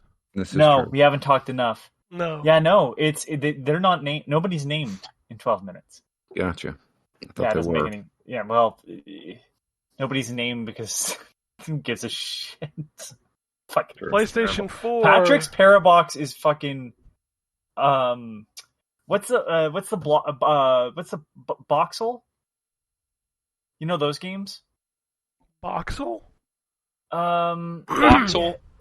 Yeah, it's God. I know what voxels are. I don't know what a boxel No, is. Boxel. It's the game, the block pushing game or the box pushing game. Boxel. Come on, Sokoban. Nope, don't play them. Okay, so Patrick's Parabox is that, but it plays with like dimensions. It's all 2D, but you can like get smaller and go into the boxes to get into smaller areas. The trailer starts off like looking pretty basic and then gets fucking crazy. There's some shit in this I don't even know how to fucking describe. This is like that 5D chess game that I watched a video on the other day. All right. PlayStation 4, Xbox One, mostly the same stuff, but we're also getting the Gravity Trickster. And The Gravity Trickster. The Gravity Trick. Did anybody play Gravity Circuit, by the way? I meant to check it out this week, and I didn't get a chance. Don't know what that is. No, but that's the Mega Man game. It's the Mega Man game. Yeah, no. One where do like Shredder? Yeah, no. Okay, so the Gravity Trickster looks like a VR like a Flash villain. Yeah, think about it. I mean, the Flash has some of the named worst. The Gravity Trickster. He has some of the worst, like Mirror Master, fucking Captain Cold. Yeah, like dude, like his names are awful. It's a platformer Captain that you Cold. have a robot, and it looks like you have changed gravity. I don't know. It looks very odd. And then Pixel Junk Scrappers Deluxe. I didn't even know that was a game. Ghost Song and Tunic. Is Tunic not out on PlayStation already? I thought it was. Don't know. I thought it was too. Guess not. I don't know. I have already forgotten the name of this Mega Man clone. What's it called again? Gravity Circuit. Gravity Circuit. It's a bad name because it's easily forgettable. Because, what was it, Gravity Crash that was the name that they had written down? And it's like, no, that's not it. Everything's got gravity in the title. It's fucking crazy. Oh shit, I didn't realize that Rise of the Triad's out next week. Yay. I just saw that on the list. Is that going on Game Pass? No, I don't think so. I'll have to pay for that one. Yeah. Which I 100% will fucking buy that. I love Rise of the Triad. The only thing on Xbox that's not on everything else is a game called Demonic Supremacy, so there you go. That story writes itself. Nintendo Switch. Fuck, here we go. I'm looking up Demonic Supremacy. Your search history is ruined now. Way to go. Man, if you don't think I'm searching Demonic Supremacy on the reg, that's on you. All right? It looks like... I just usually assume that all white people are searching Demonic Supremacy, so it's fine. I mean, I'm offended by that comment. Not incorrect. He's a liar. Ken's a liar. He's doing that all the time. It's a boomer shooter, sort of. Okay. Oh, the name makes sense. Hey, yeah, okay. It reminds me a bit of Doom. Dude, I was playing. It reminds me a bit of Painkiller. I was playing some classic boomer shooters that y'all motherfuckers probably never heard of this week. What was I played Gloom for the fucking Amiga CD32. Yeah, Man, I played some CD32 games this week. That is a bad system. What system again? The Amiga CD32. Oh. That's a bad system. Oh, but through emulation, you can run Gloom in glorious 480 pixels and 60 frames a second, and it doesn't get any better. Oh, all right, Nintendo Switch. Boy, we're kicking off with a banger here. We've got Hospital Doctor, Fix Me Up for Kids, Boys and Girls. Wow. Yeah, I'm not. Yeah, don't search for that. Yeah, that's probably not a good idea. That sounds like you go straight to a list. Heist Force, Skell Jump. Heist Force. I'll search up Heist Force. This Heist Way Force. Madness Lies. Ooh. Yeah. Super Intern Story. Oof. I lived through that in the 90s. Oh Jesus! All over the news. The same thing, right? That was Monica Lewinsky. The game? Is that what that is? All right. Oh. 3. What? The fucking Monica Lewinsky joke. Oh Jesus! Oh, what? Oh. 3 Minutes Mystery. That's also a sequel to 12 Minutes. I was gonna say it's a prequel. It's a prequel. All capitals. Alien War 2 Dogfight. Ooh. Oh, that sounds like it's a piece of shit. Oh, it's a piece. When That it's all sounds like capitals. It's a wannabe Wing Commander. Yeah. Man, the there's 2 best games on shooting here. game. Hold on. It's the best line. The best shooting game with various perspectives. Fucking right. What about Viewpoint? Nice. Viewpoint has various perspectives. Yeah, that's not the only game in all caps. We've also got Hyper Meteor. That's also all caps. Oh Well, Lord. it'd be a regular meteor if it wasn't. True. Right. Wouldn't be as important. Ducky's Delivery Service. Oh my God. This is Switch games, right? Yeah, That's this what is Switch. This is Nintendo Switch. Absolutely. Okay. Yeah. Isn't Ducky the dude from Pretty in Pink? Yeah. Hyper Meteor actually looks like a pretty decent asteroids sort of game. I mean, this checks out. We've got Eden. Ducky's Delivery Service is kind of charming. You are a duck who has a propeller hat, and that's how he delivers packages. Okay, I'd fucking play that. Eden's Last Sunrise. Boy, that's dark. Luna and Monsters Tower Defense, The Deprived Magical Kingdom. Operate Now, Hospital. Pixel Game Maker Series Angel's Gear, Psychic 5 Eternal, Radiant Tail, Nice. Sword and Fairy Inn 2. Electric Boogaloo. Wait, there's a new one? Not that's Sword and Fairy. That's a different game. That's not. I don't. Oh, it's like a spin-off of the. Okay, all right, okay. Sure, Okay. let's lie and say it's a spin-off and totally just not words thrown together. Venice 2089. Watch. It's a game called Watch. I don't know how you pronounce this. Is it a game called Watch, or is it just It's just watch that just you the can word get? watch. One word. So, also, Eden's Last Sunrise is a tactics RPG Fucking out. for what crowd do you think it's for? The weebs, man. Furries. Oh, okay. Furries. Sorry. I don't know how to pronounce this, but I'm assuming I've seen this word a lot. I'm pretty sure it's a series. Yggdra Union. We'll never find it. It's like YGGDRA. Yeah, well, that's Ig or Yig. What? Why was you just about to start doing some Iggy Azalea? I was like, oh shoot, that's he about to hit it. Okay. Wait, what did you say? That's an old. You know what? That's an old game. That's a Game Boy Advance game. So I guess they're remastering it. I guess it's It's sort of what's it called? Fire Emblem sort of tactics RPG. Oh, so not my jam. Zombie Hunter D-Day, Zoo Park Story, Ghost Song. Holy shit, this is a long title. Raccoon Adventure Animal City Simulator 3D Farm Super Deluxe. Jeez. The Master's Pupil, Working Hard Collection, and crazy enough, this is the biggest release of the week, is Disney's Illusion Island. Yay! Oh yeah, I forgot that was coming out. Oh, I forgot about that. So somehow looks this great. game will be good, even though Battletoads was bad, and I don't know why. And by the way, I gotta say that the Working Hard collection 100% sounds like it would be something that Drew would play. Like it sounds like it's like a collection of lawn mowing simulators and black topping simulators. Black topping simulators. Dude, Working hard Snow collection. shoveling simulator. what if they made Filling potholes. a simulator Yeah. game of the scene in Shawshank where they're black tarring the roof? Yeah. That's a game now. Make that game. All right, That's a scene I don't like. I've watched Shawshank like twice. dude, that's a and it's great one of- fucking scene. It is. It's a great. For some reason, I don't remember that sequence.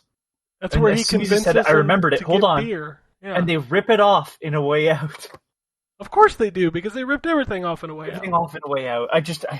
Another one. That's all. It's one of those like. All right, let's do some news. Man, it's a lot of little hits, but then we got some big stories in here. Let's do the little stuff first. So, Marvel Spider-Man 2 Limited Edition PS5 announced.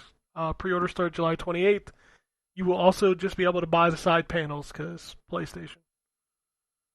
Those side panels are expensive too. I bought a set of them, like $70 or something like that. New Game Pass games: Tectonica, Toem, The Cave, Maquette, Figment 2, Creed Valley, The Wandering Village, Serious Sam, Siberian Mayhem, Celeste, and Vinba. Speaking of Xbox Game Pass, Xbox Live Gold is dead. Games with Gold is dead. That tier is now called Xbox Game Pass Core. It'll launch on September 14th. Same price as Gold, $9.99 a month or $60 a year. People will still own all of Games with Gold that they've collected up to this point. Sorry, not own. You will own the 360 versions. The Xbox One games will just be in your library as long as you are a subscriber. Yeah. It includes Gold multiplayer. They're just going to call it multiplayer now. And instead of Games with Gold, you will get a selection of Game Pass games, somewhere between 20 and 30, with new games added 2 to 3 times over the year.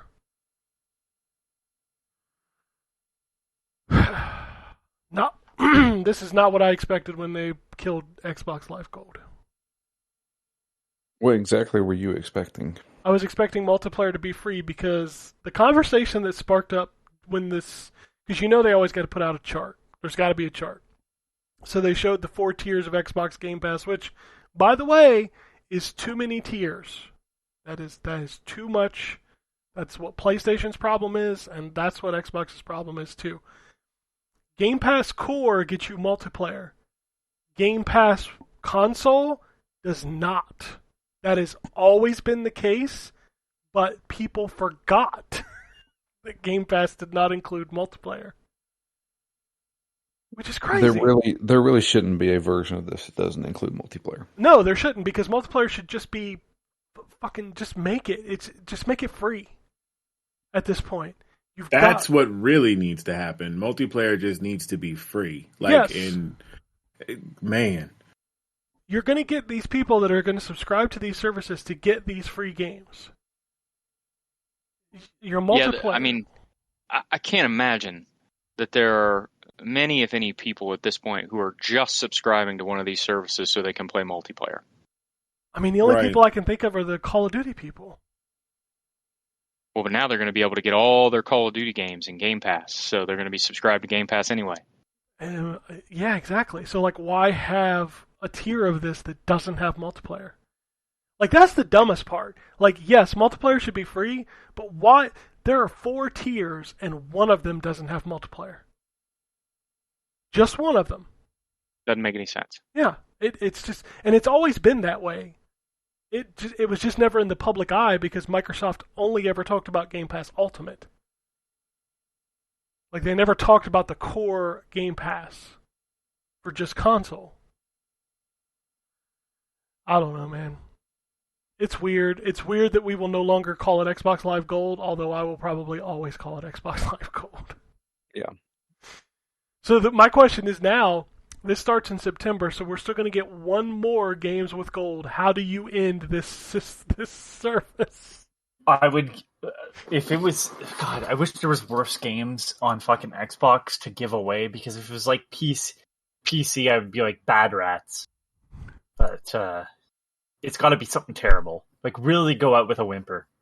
Yeah, I'm hoping it's the worst of all of them, just so we can just talk about how bad this service that sucked for the last, 2 years?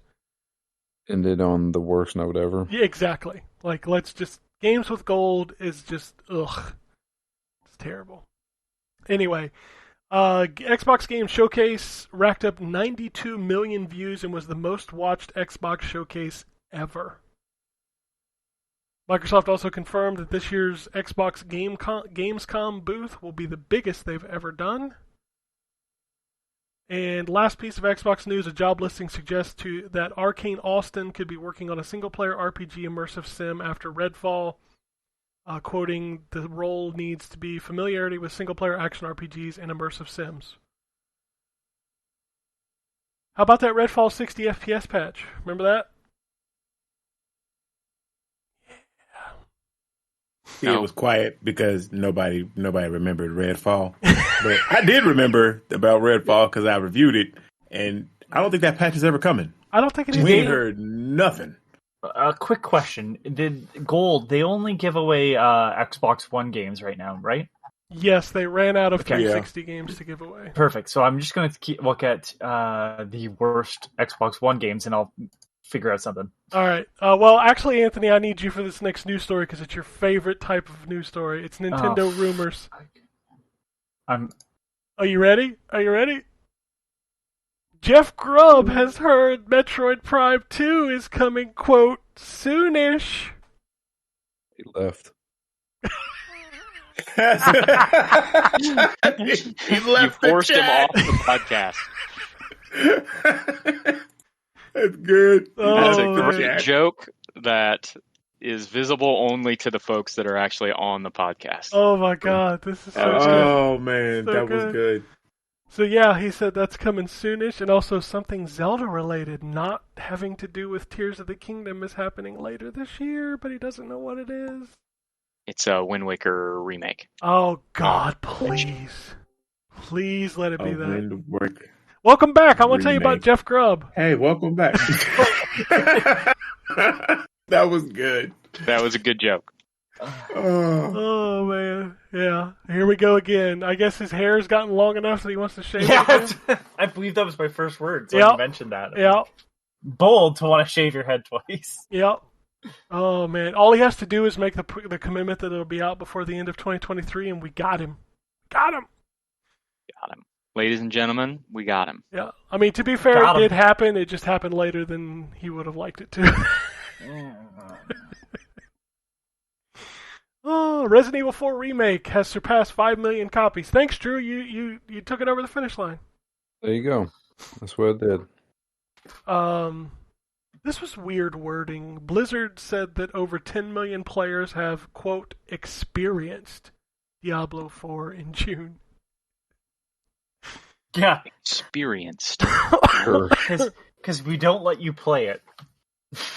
Oh my goodness. Cloud Imperium, the Star Citizen people, have acquired Montreal-based developer Turbulent.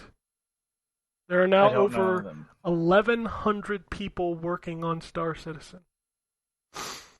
Doing it what? Makes no sense that this game is not out. Right. Like, I play it every now and again, and it looks good. Looks great. Ain't shit to do. Like, well, I mean, it's a money laundering scheme at this point. It is. It is. It definitely is. I suggest anyone that wonders about what the fuck they're doing, look up, how his previous games have gone, where basically he was promising the world, and Microsoft would be like, motherfucker, fucking rein it in and finish the game you fucking promised us. Yep. No, I know he's known for that because, I mean, I am a Wing Commander fan. I love Wing Commander. I loved, and this is the one that you're talking about that he got forced off. Freelancer. Freelancer is the one I was thinking. That he was on, that he got forced off of, for Microsoft was like, damn, you're doing too much. Like, yeah, he promised the world, but like, just give us something. It's right? not that like, you're it's doing still too alpha. Much. You're planning too much and delivering nothing. That's the problem. Like, actually, yeah, I get that. Yeah, that's a better way. It'd be one thing if it was doing sort of anything, but it's not. It's trying to do everything and failing simultaneously at all things, which is impressive. Mm-hmm. You could just remember, everybody, in your everyday life, you can't be as big of a failure as Wing Commander because it wants to do everything and does none of it. Not Wing Commander. Star Citizen. No, Star Citizen. Whatever. It's all the same Wing shit. Commander is solid. Wing Commander's done. You're right. Wing Commander's owned by EA. So, yeah, it's solid. But yeah. Star Citizen's a bullshit fucking thing. And I looked up that studio, and it doesn't look like they have anything under their belt. So I guess this is it. Staff. Like this is all they're working on. No, like all I meant the studio they bought. They bought. Okay, yeah, I got you. I mean, you could just have a studio with 4 people and ignite fanboys to get your game. Yeah. A game about possible to do this on the Xbox. Here's a game about a firefighter that looks like it was made for the PS4. Hey, did you know what one of the run on Xbox Series X? Also, our fucking fireman character has the most dead eyes. I mean, you know just what? The most dead eyes. I hadn't heard dick all about this game until y'all mentioned it in the thing, and now it's popping up on my Twitter feed all the time. Like, I saw they posted a trailer, or I guess some footage. It wasn't even a trailer. It was, I guess, some footage or something. Yeah. And that footage looked basic as shit. Why are you in it looks Twitter? Like not visually, but it looks like a PS3 generation game. I'm gonna go a little nicer, but say PS4, but that's still no. I don't mean visually. I mean it looks like the style of game that would have been on the PlayStation 3 or 360, like that generation of game. Yeah. Visually, it looks good. Yeah, well, I wonder if they'll deliver, because Where's Abandoned? They picked the right name for that game. Is it what it was called? That one that was fake. Abandoned. Yeah. Abandoned. There's this. What's the one with the action figures? That keeps asking if you want. The Small Soldiers game. Yeah, Small Soldiers. I mean, it's clear that the best way to get a whole bunch of press for your game at this point is to stoke the fanboys. Like that's become clear. Yep. That's it. Like, if you want a whole bunch of free press, if you're a small indie team and you want a whole bunch of free press for your game that's probably not going to be that great, just turn it into a what do you call it? Tribal warfare between the console fanboys. And man, I mean, to be honest, that's the way anything works anymore. Yeah, like, you just appeal to whatever tribe you want to appeal to, and no matter how bad whatever you're selling sucks, people will buy it. Yeah, pure jingoism. Fucking have both sides fucking fight. I'm convinced that Anthony is one of the 4 developers because there's an enemy in the game, and it's called the Grub. No, because I don't actually have an issue with Jeff Grubb. It's just the whole process of everybody that says something that Nintendo's doing. I'm just like, I know. All right, how many fucking times do we have to be wrong before you shut the fuck up and just let things happen? Sony and Microsoft have signed a 10-year deal for Call of Duty, and only for Call of Duty? Only Call of Duty, yeah. You fucked around. You found out. Yep. Gymmed, motherfuckers. What? Because if you go back to that email, Phil was like, we'll give you all the Activision games, and now you don't get them. That's, man. That's their fault. Oh, well. Yeah. We'll get them next time. Microsoft and Activision Blizzard King have agreed to extend the goddamn deadline to October 18th. Jesus fucking Christ.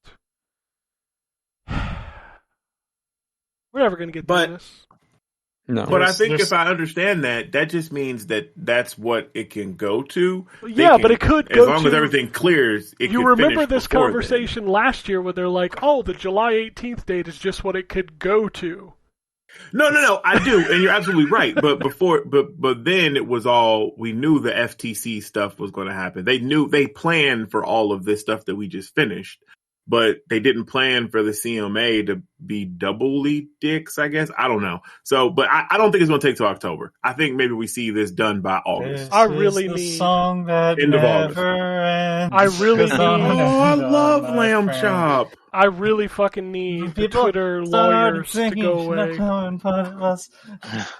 Because they're like, everybody on Twitter is a lawyer now, and I need it to go away. Oh, yeah. I don't even want to have this conversation on this fucking podcast, because it just means that every podcast we've done talking about this same subject just sounds the fucking same, and it's the same podcast every goddamn week. Like, it's my never-ending nightmare. I'm living in Groundhog Day. Oh God, we put him in purgatory. All right, we're gonna move on to some release dates. Invincible: Guarding the Globe is coming to iOS and Android. You had me, and then you lost me. Amazing. Yep, that's how that works. Tiny Thor is coming to Nintendo Switch on August 3rd. Tiny Thor. They're making a Skull Island: The Rise of Kong game coming to everything this fall. Feels a little late for that. Yeah. Well, no, they're making another one, right? Well, the MonsterVerse exists, so that's part of the MonsterVerse. So wasn't Kong or Skull Island the actual name? Yeah, that was the name of the first movie. Yeah. That's who's making it. Do you know? Yeah, if I remember correctly, Mill people. Yeah, Game Mill. So that's why. Yeah, they made the Jumanji game. Fuck that. Anyways, it's them. Am I going to have the opportunity to strap grenades to myself and then get launched into a mountain by a monster in this Kong Skull Island game? You'll be lucky if it's not a third-person shooter that kind of looks like Fortnite but has zero interest going into it. Like, just what was it? G.I. Joe played like that. Jumanji played like that. Man, that G.I. Joe game, I wanted to be good. I didn't actually buy it because I read people's reviews and stuff, but I really hoped that it was going to be cool, and I guess it wasn't. No, the best things that Game Mill has made is Nickelodeon All-Star Brawl, which isn't like fantastic, but it's okay. And Kart Racers, Nickelodeon Kart Racers. Somehow they've pumped out 3 of those, which is fucking bananas. Yeah. Paris... And they got better each time. Yes. They were good. They were always a good, decent game, but Parasol Stars, the story of Bubble Bobble 3 is coming to everything later this year. Whisker Squadron Survivor launches August 21st in early access. That sounds on like Steam. A fucking Drew-ass fucking game. Paw Patrol, Whiskers. So apparently that game you put in the Discord earlier has somebody competing with it. There's a game coming to Steam, or actually came to Steam earlier this week called, all capitals, "Yeah, you want those games, right? So here you go. Now let's see you clear them." Hold on. Oh yeah, that's the mobile, the one where it's all the mobile ads.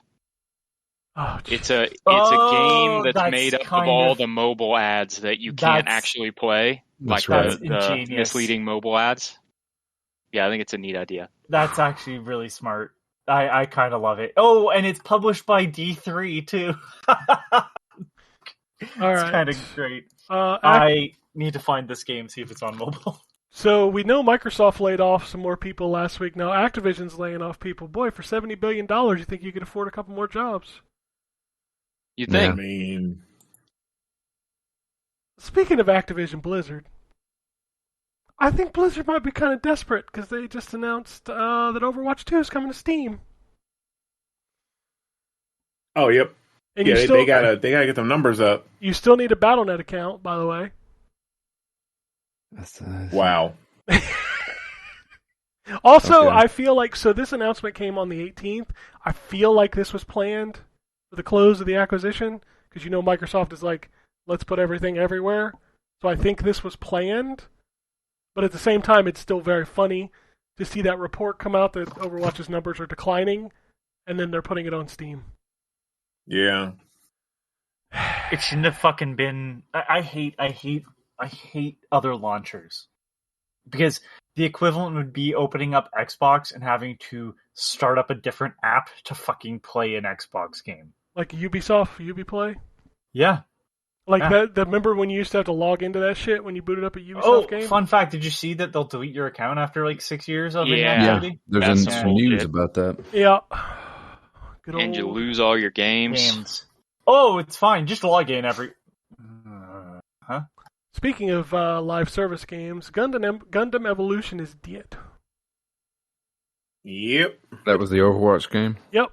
It launched on September 21st, 2022, and will die on November 29th, 2023. Yeah. Somebody play Taps.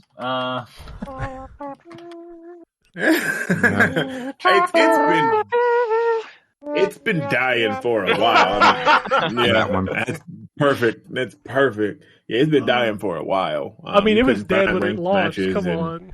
It was. I mean, it was alive.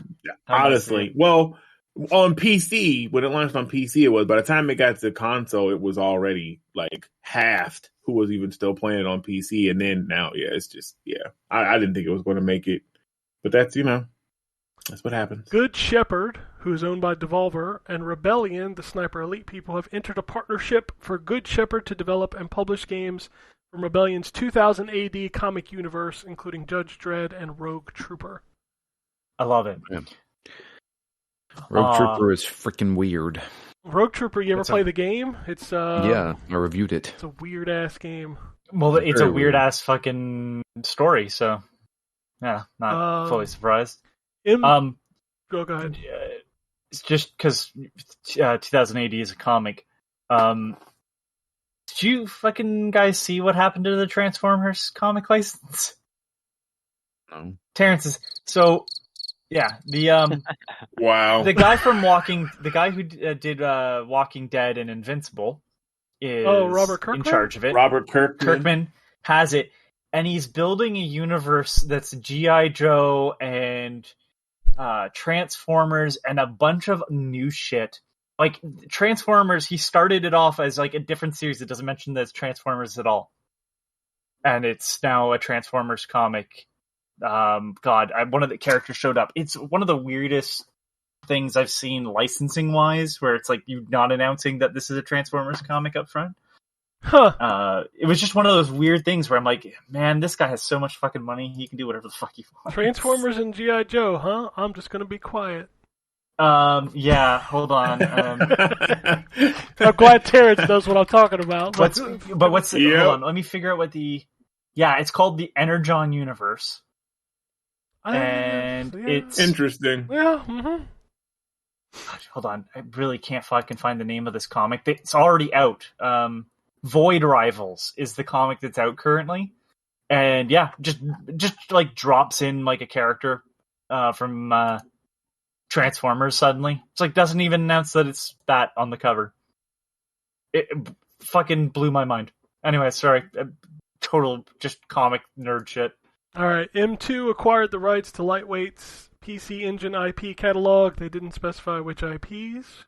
I don't know who that is. Square Enix has said Final Fantasy XVI sales are extremely strong. The game, which sold 3 million in the first few days, sold well relative to the PS5 install base. I tried to go back to that game, and man, that performance is bad. I'm sorry.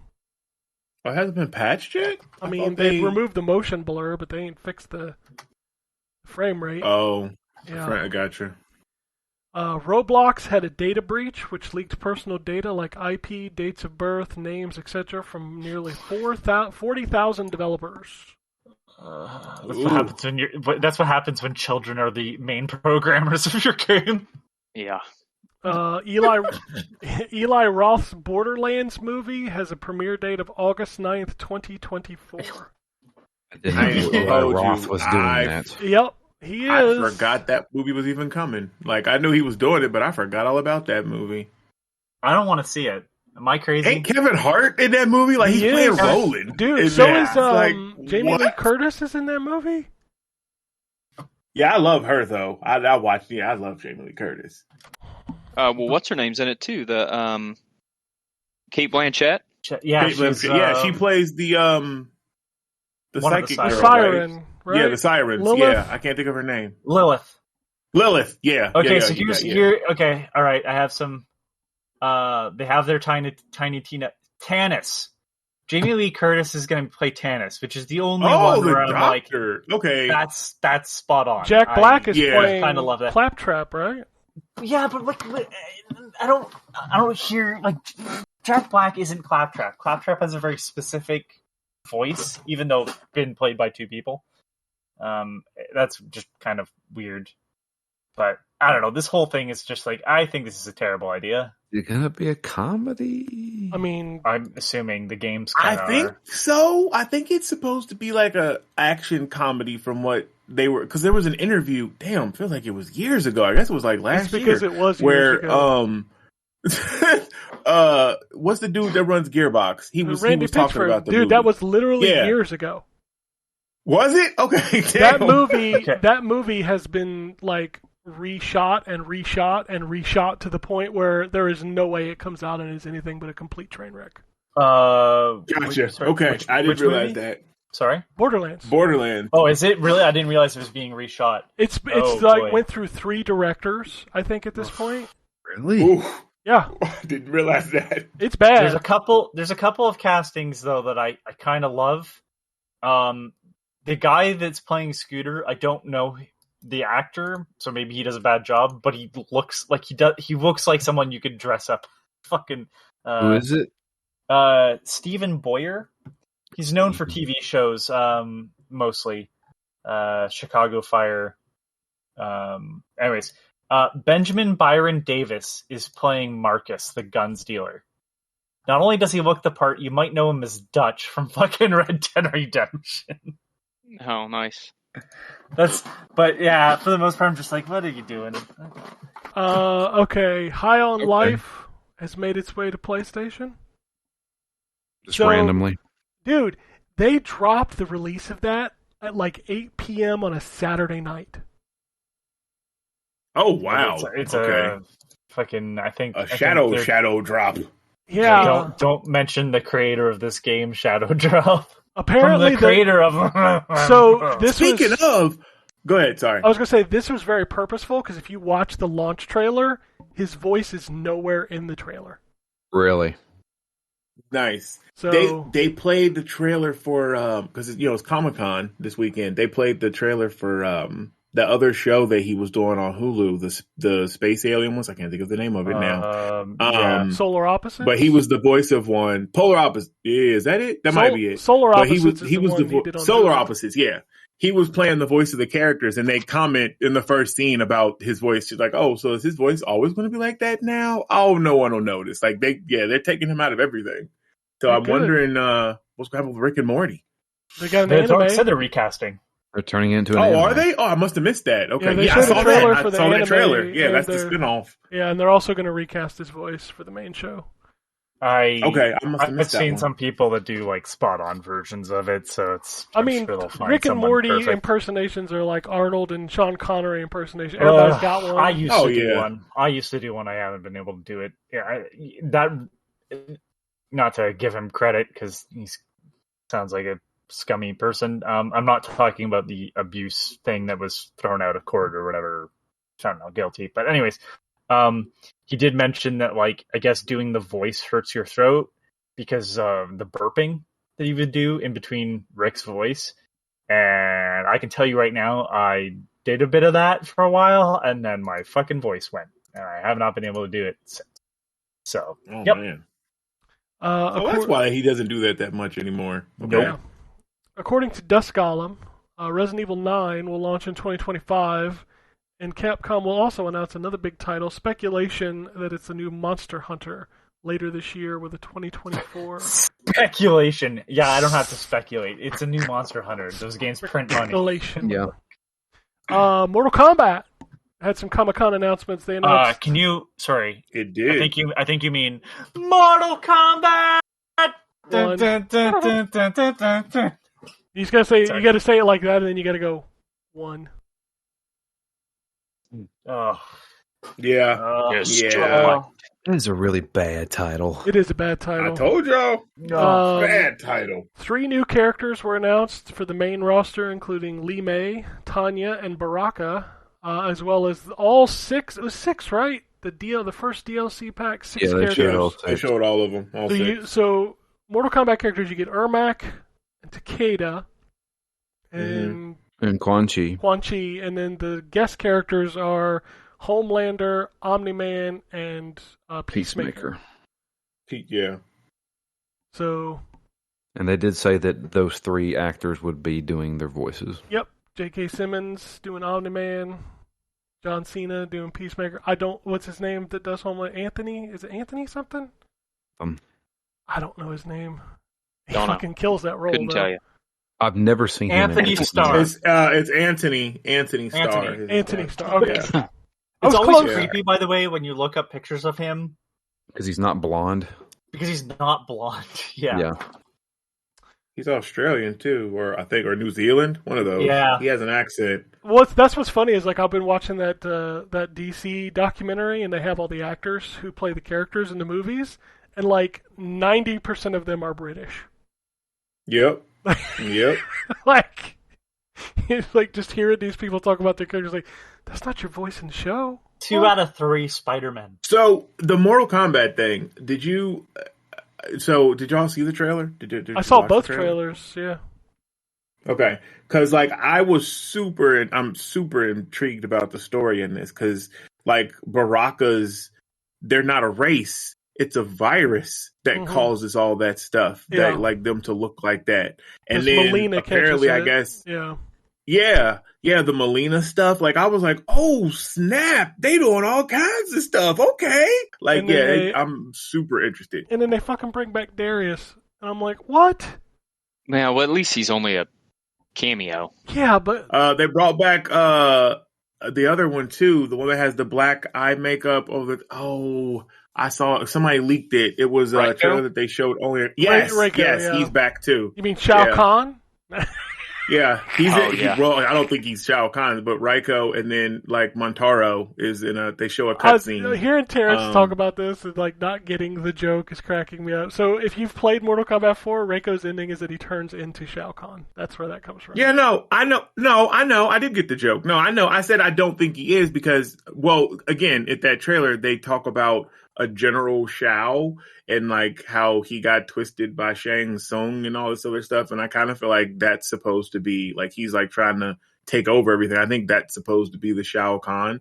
So anyway, I don't know. I'm super interested in the story, even though I'm probably not going to buy the game. I'm going to watch somebody's like playthrough or something. Cause I don't Yeah, I talked about it before, but the story seems super interesting. All right. Last two big news stories I've got. We're going to start with Project Q. Some images of that thing leaked onto the internet. What is Project Q? What is that? That's the Sony handheld. Oh, that thing. Oh! Yeah. That thing is huge. Yeah, it's big. It's big.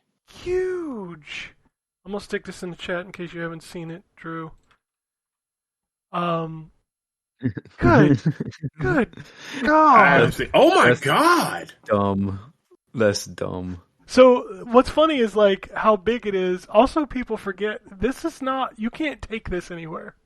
Yeah, you got to play it at home, just in right? your house. Yeah. Yep. It streams locally. It just streams to your basement or wherever you're doing. Still, that. Wow. Yeah. Okay. No. So here's the other question. If I'm playing this, can somebody be on my PlayStation playing too? I'm assuming that it works like the sharing. Probably not. Right. It would work like the Vita did with PS4. Oh, that's even worse. Then this is a very niche audience that I don't think will sell very well. No, I thought it was funny. Like everybody's like saw it was running on Android. They're like, "Oh, I could put emulators on it." I'm like, "Motherfucker, if you pay $300 for this to emulate games, right?" But we don't know. Number one, we don't know that it's going to be $300 yet. But no, it doesn't even have a. It doesn't. I watched the video. It doesn't have an external memory slot. So Jesus Christ, what's the point? Oh, I don't want to watch TV, and you sit down on the couch and let them watch TV while you play PlayStation. You can probably buy another television that's cheaper than this thing will be. I mean, sure. I'm just saying. I used to play remote play on my Vita. Here's the benefit that it'll have over remote play on something like the Vita is it's the same controller, right? So that is the benefit. Is that you're not playing remote play on a different controller than you would play regular PlayStation on. But it's not. I mean, that's not worth what they're going to charge for it. Yeah, it being Sony, it's going to be expensive. I'm confident that's the case. Speaking of things that are useless, PlayStation 5 Pro. So this thing leaked this weekend, coming from Insider Gaming. Its code name is Trinity, which if you've been following along, somebody at Sony really likes the Matrix. Because PlayStation 4's code name was Neo, I think? VR was Morpheus. Yep. So somebody really likes the Matrix at PlayStation. Dev kits are going out this November. It will have improved and consistent 4K 60, which was promised on these consoles to begin with. New performance mode for 8K. Accelerated ray tracing. There's something you ain't heard in a while because nobody's fucking using it. And a planned release date of late 2024. We don't need this. Nope. Absolutely not. We didn't need it with the PlayStation 4 Pro. Oh, we did. We absolutely... Those machines were trash. All I'm saying is, I mean, we'll buckle up, buckaroo, because we're going to be doing it a lot. We're going to do it every console generation. I don't think Xbox is doing it. They've said they're not. They have no plans to do it. Well, I mean... So what does that do? Like, if you've got a PlayStation 5 Pro, and you've got the Series S...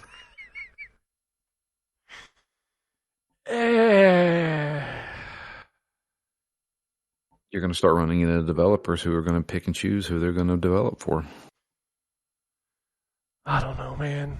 And you're going to get a lot more people developing for PlayStation than you would Xbox. I mean, that's already happening. It's true. So, but I mean, you're going to have that more now. Which is crazy to me because developers develop for, like... So this was a conversation that I was listening to another podcast about. If you do, like, a Steam survey, 90% of people are still running a 10 card. Yeah, most people are running the card I have, which is a 1060. That's what I'm saying. Like 90% of people are running cards way lower. So why is it so hard to spec for the Series S? Like I don't get that. I'm gonna be honest with you, man. I cannot play the new games on my PC. But you could play them on the S because they're there. Sure. Which is what I don't understand, because those... You say you can't run them. I think you can. It's just not going to be in a quality you want to run them at. I don't know, man. Like what was the first game I ran into that was Gears Tactics? I had to review Gears Tactics on the PC whenever it first came out. I had to lower that thing to low settings, everything. Oh, sure, but I mean, it still ran. That's my point. It's like, yeah, but yeah. I don't know. It's just weird, and these conversations are weird, and I don't understand. We don't need a Pro. 8K is on the box for the PS5. Well, and Ken, nobody wants to... So even if they could get it to run, if I'm a developer, the last thing I want to do is put out some shitty, low-quality version of my game on a relatively... I mean, it hasn't sold great, but a relatively decent selling console, and have a whole bunch of people use that version to criticize my game. But I mean, can't they do that on PC? Skip it. But can't they do that on PC? Like, I can take but a not game... everybody puts this stuff on PC. There are very few games that don't come to PC that aren't Sony and Nintendo first-party games. When it's also a lot of people, it's a lot easier for people to accept the fact that if you're running an old Elite book that you got from work, like I am, people don't expect that to run much. But when you paid for a console, the expectation, and we're told this is going to run the Xbox stuff, and then you get it and it looks like shit, that's something that developers aren't going to want to fight with. Yeah. Oh, I'm not disagreeing. I think the S was a bad idea from the start. I think it was smart in that they wanted to get people into the ecosystem, and it was like a good Game Pass box. But the fact that Microsoft dictates that you can't release a game on X if you don't release it on S is a dumb fucking move. It is a bad move, but it makes you look bad when you say that, though. You know what I mean? Oh, sure. They paying themselves in the corner with that one. Yeah, they shouldn't have done the S. Truthfully, like, I get where their brain was at, but that is a miss. That is a miss right there. It doesn't help that everything is developed on PS5, so it looks like it already runs things better than the X, and now they're making a better PS5. Like, that's the optics are bad, son. Do you think this will be the last Xbox console? No way. No. Nah. There'll be a new console after the X. They've already started working on it. I guarantee you. What the fuck do you call it at this point? I mean, besides whatever you call it, I think what will probably end up happening is, because they're doing a PS5 Pro, we'll see a new Xbox while the PS5 Pro is still in its life cycle. Basically, doing the 360 I don't think they thing. will come out at the same time anymore. Basically doing the 360 thing of getting like a year head start with the more powerful, like the next generation Xbox. That's exactly what I think will happen. I could see it because, well, I guess also it gives Microsoft time to see if this thing catches on, because obviously the sales numbers will be there. Like, of all of us that have a PS5 right now, is anybody on this show going to buy a Pro? I mean, probably not, but it depends. No.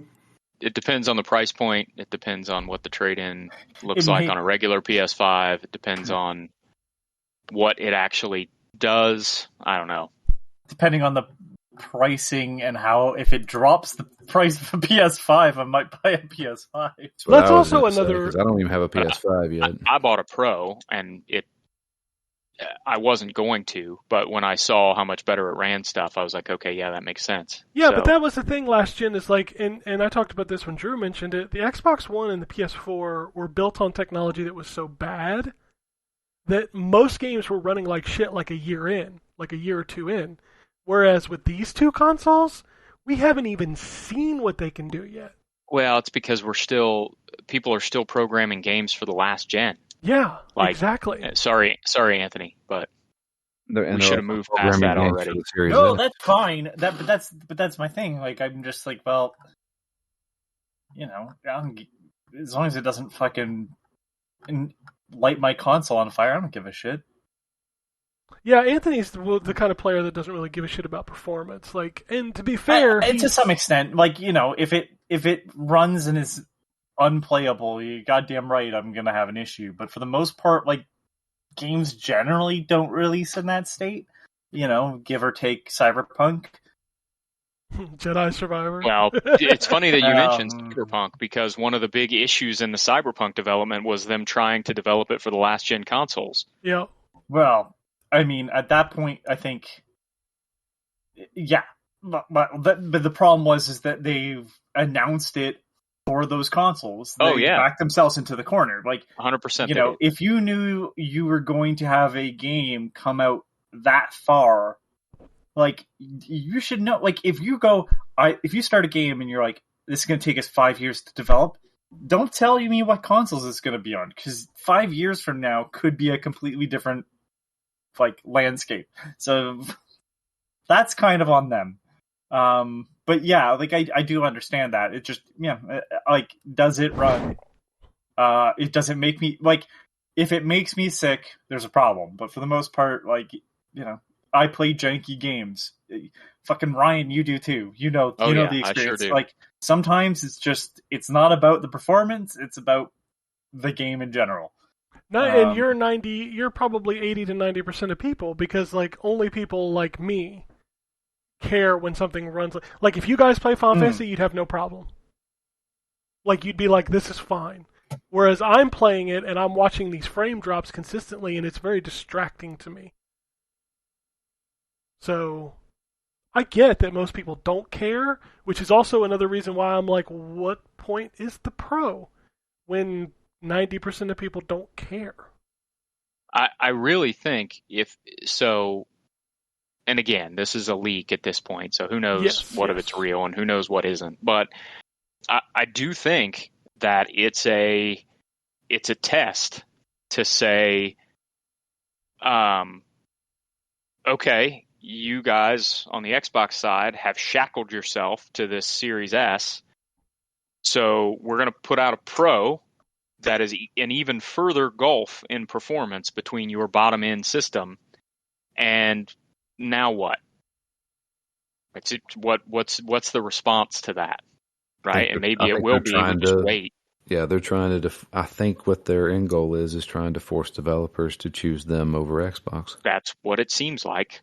Yeah. Because if there's now another gap between the minimum required specs that you have to program for on Xbox and PlayStation, especially if Sony opens it up and says you can program stuff exclusively for the PlayStation 5 Pro. Now, I don't know that they'll do that. They didn't do that in the last generation. No. But it does change the top end and bottom end of the specs that they can target. I'm going to say something that's going to be inflammatory, but, like, instead of worrying about, you know, how good your game can look, maybe make the games fun first and foremost. Well, there's that. Yeah, and I don't see anything that's been done so far that makes me go, oh, it needs that processing power to have, you know, do these crazy things. It's like, no, it needs the processing power because we want it to look like it does. And to me, like, visuals are great, but at the end of the day, like, the game has to play well. And outside of a couple Sony first parties, like, none of this has been like, holy shit. Well, I think we're gonna start. You're not lying. Yeah, we're gonna start seeing bigger adoption for these new consoles, especially with, like, you're talking probably one of the biggest selling games is about to drop, and it's only on next gen, and I'm talking about Mortal Kombat. That is not on the old consoles, so I think you're wrong. No, I'm not. It's only on next gen. No, I think you're forgetting someone. Forgetting someone what? It's on the Switch. It's on the Switch. Yeah, but nobody plays Mortal Kombat on the Switch. Correct, but at the same time, to me, I just go, so you can make this run, you're choosing not to. I mean, True. Or it's streaming on the Switch. If it's streaming on the Switch, it changes things. I don't think they do, because they did Black Magic on the 11 to make the battles work. For the crypt. Battles work at 60 frames a second, but don't go into the crypt. Your Switch will fucking die. Yeah, the crypt is like, there's a reason why we haven't seen gameplay of the Switch version of Mortal Kombat 1. But at the same time, I look at that and I go, so this is a choice to cut that off. It's not a necessity. Because if that was the case, you shouldn't have a Switch version. But kind of going back fine with that. To be clear, I'd be totally fine with there not being a Switch version. Kind of going back to Ryan's point, though, when you have a Switch, you're kind of expecting a mobile experience.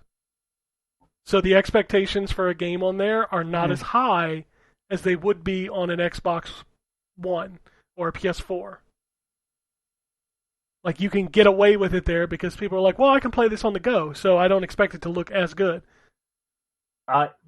Sure, but I think it also overestimates how much people actually give a shit. I know people don't give a shit. So the argument is, okay, well, the Switch is fine because everybody expects it to look bad, fine. But now you're saying, well, if you want to play this at all, though, it's an extra $500 plus our $70 game. Plus the game or the DLC that we're not including with the game, even though a character will come out a fucking month after the game release, which it should just be there. As soon as you start breaking it down that way, why the fuck isn't it on the old consoles? What you're asking for is somebody to buy a new fucking console to play your game. I think that's absurd. I mean, it is, but at some point we got to move on. But you're right. Yeah, I'm just asking saying why it's not coming out on Super Nintendo. But if it wasn't on Switch, I wouldn't be bringing that up. I don't question why Cyberpunk isn't getting DLC on the old consoles. They can't fucking do it. Right? But there's a Cyberpunk on Switch. Good lord, that would be funny. But Arc 2, Cyberpunk 2077. But, it's just... It's one of those things where it's like, so you've made the decision to cut. So just be honest. We don't want to do the work, and I'm totally fine with that. But don't say you can't run. It can't run them because it can, because the Switch can do it. So, and the Switch is not as strong as a PS4 and Xbox One, let alone the higher end versions of the Xbox One and PS4. I'm gonna guess NetherRealm is not doing the Switch port. No, possibly they're not. They already. They're not. They already have. Okay.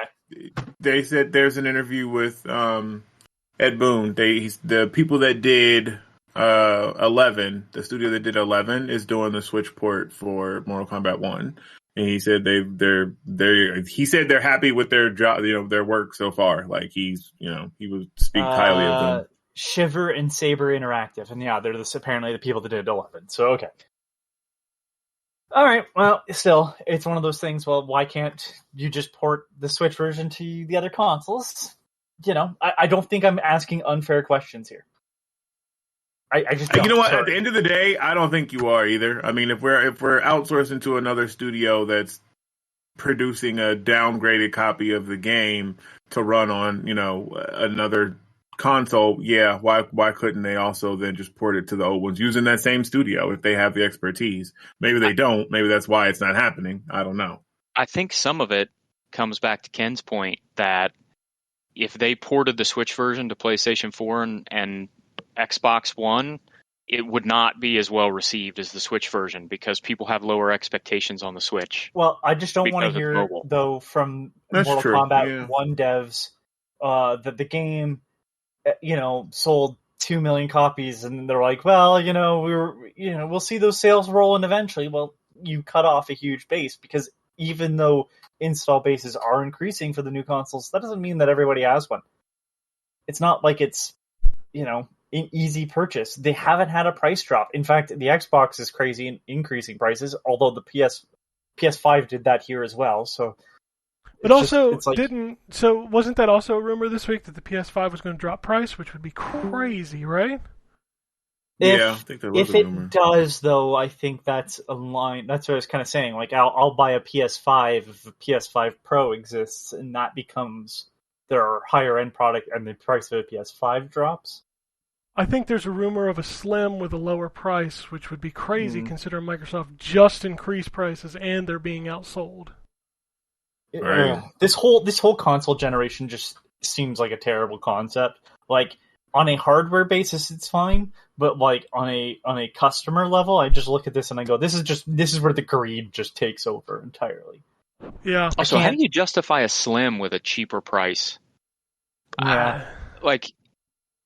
Pay us more for the older, bigger one, Like that doesn't make sense. I think they are probably phasing them out. Right? Well, but they already have a no disc SKU. Well, Yeah, they have one, but it hasn't been available in months. Like, you haven't been able to buy one of those, and I couldn't tell you how long. And I called that when they announced it. I was like, they're going to say this just so they could say they have a SKU at $3.99, and they're going to make like 10 of them. And I was wrong because I thought it was going to be the other way around. They were going to make disc copies for a while, and then the price would increase, or the disc model would disappear because then you have to buy your games from Sony. I was wrong there, but you can see why that physical media in the gaming dying. Space is more, it's more stubborn than I think people expected it to be. Mm-hmm. And some of that's because of the bullshit that Ubisoft just pulled, because people see that, these games aren't mine anymore. I mean, it's stubborn, but the percentage is still way skewed towards digital. I know it is. I'm just saying that the physical is holding on longer than they expected it to. For sure. If PS5 went pure digital, it would just murder the limited run market. I'll tell you, if you look at, so I know we were laughing about this game earlier, but I'm not even going to say the name of it. The space firefighter game. If you look at the trailer on Twitter and you look at the comments. Oh, is a physical version coming? 60 to 70% of the comments is a physical version coming.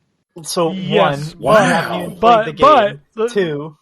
Also, 60% of the comments asking if it's physical account for maybe 5% of the people who would buy it. I'm not saying that it's most of the games. I'm saying that physical media has been stubborn about sticking around in the gaming space the way it hasn't in music and movies. So that prevents. I'll tell you right now that it's as stubborn in those markets as well. I'd argue music is probably on par. Maybe with vinyl, not with CD. Yeah, no, CDs are not. CDs, I'm even seeing a big drop off to move to cassettes, which is dumb. Y'all motherfuckers just like nostalgia too damn much. Movies still are there. I think a lot of people that are still kind of collecting movies and buying movies to keep and watch over and over have moved more towards those like Arrow and Criterion and all those sort of labels, brands, whatever, the boutique sort of versions.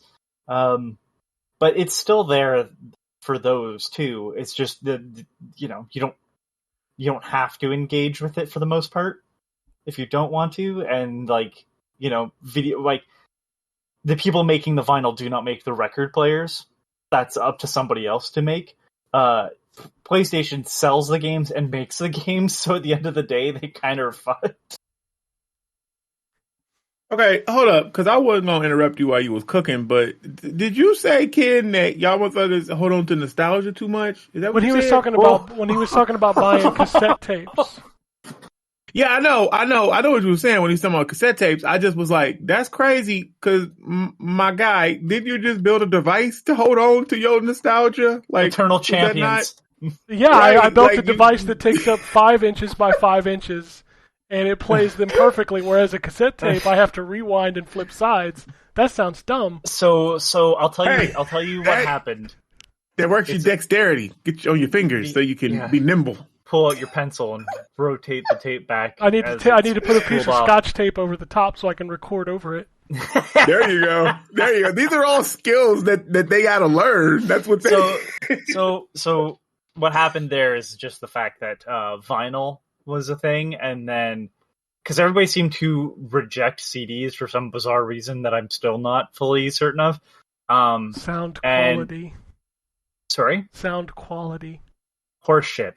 Of course it's horseshit. I'm just telling you why they did it.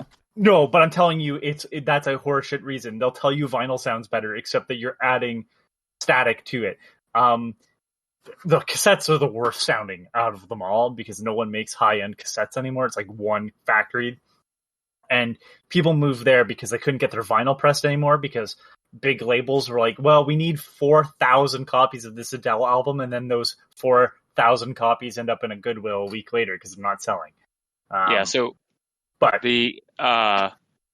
So estimate is that physical media is about 10.5% in gaming and about 11% in music, and 71% of the 11% in music is vinyl.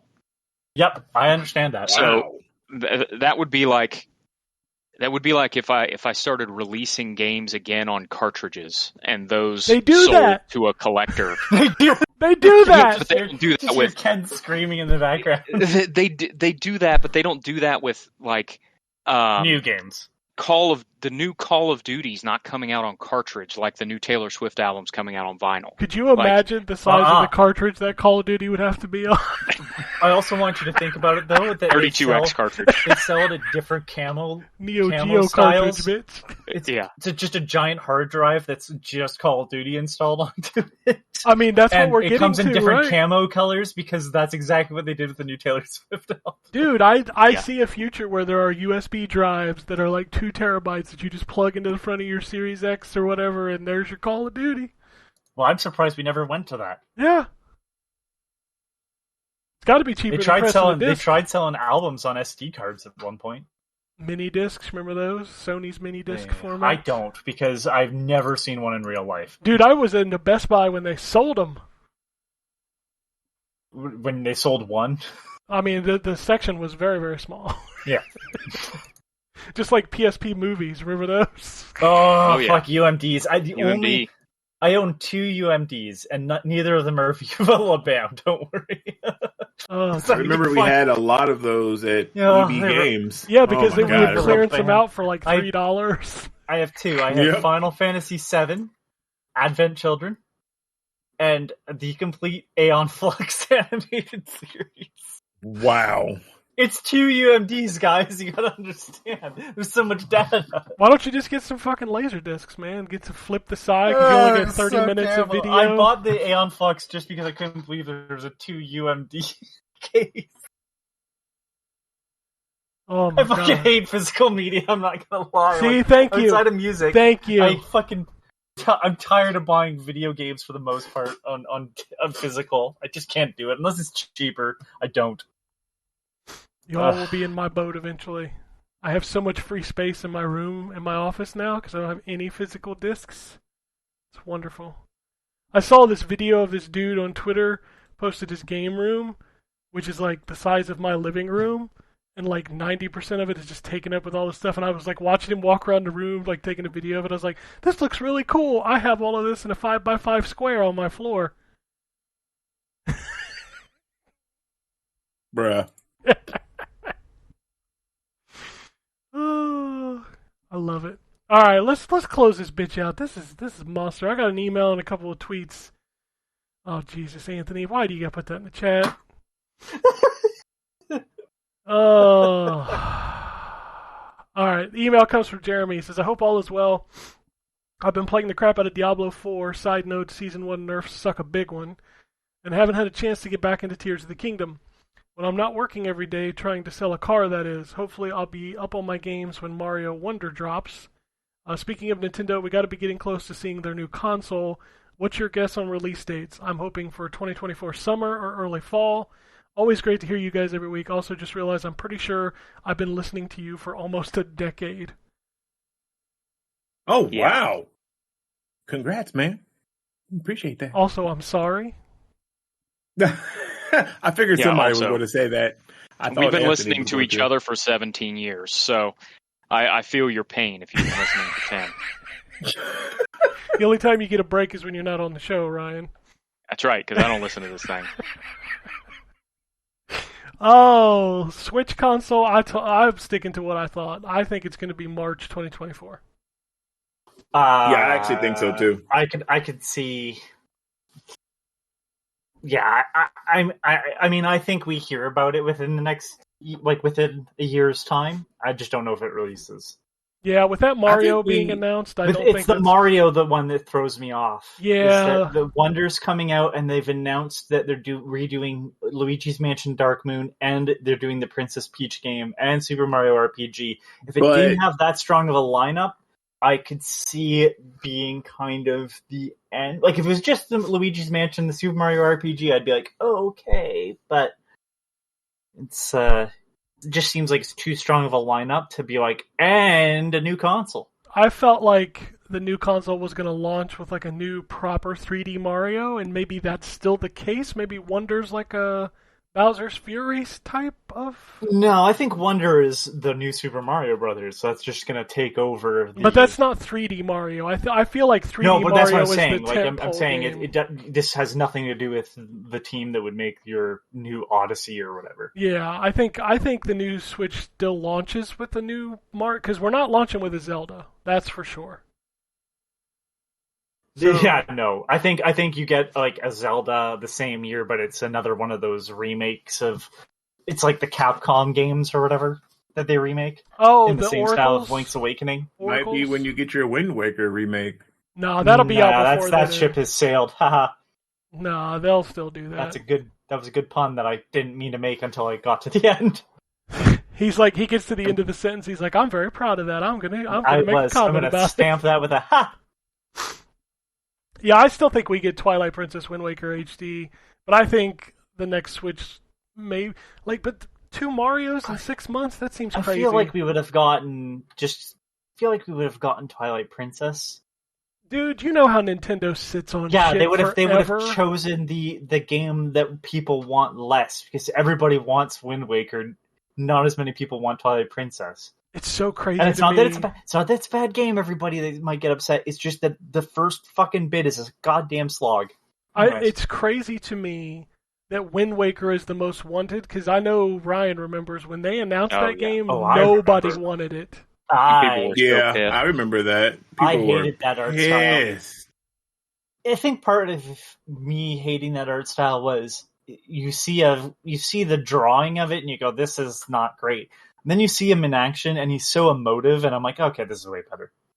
Yeah, it's one of those things where I think you have to actually play it or see it in motion. Like, the stills don't really do it justice. Because I'm not a hardcore Zelda fan. I don't even know the names of all the stuff like y'all. I was just like, oh, a new Zelda. I'm like, oh, okay, you on a boat. That's cool. But yeah, I knew, like, some guys that worked because I think I worked at Game Crazy when it was announced.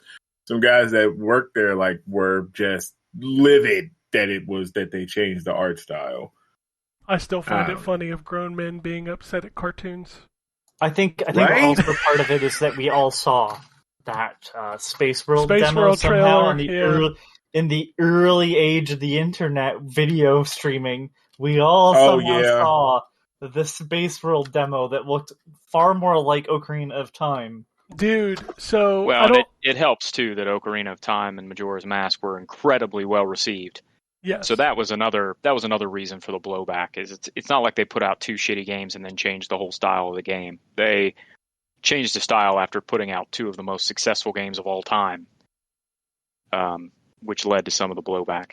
Also, speaking of watching old things, I don't know if you saw, but the guy who runs No Clip got a hold of a bunch of old tapes from like press conferences and stuff, and he remastered the PlayStation 3 unveiling E3. And I watched part of it this week. He remastered it in 1080p. The sequence where they're playing Warhawk is so painful. Like where he's like flopping the controller around and it's not moving that the was way. The boomerang, right? They still had the boomerang at the time? No. I gotta tell you, I enjoyed Warhawk.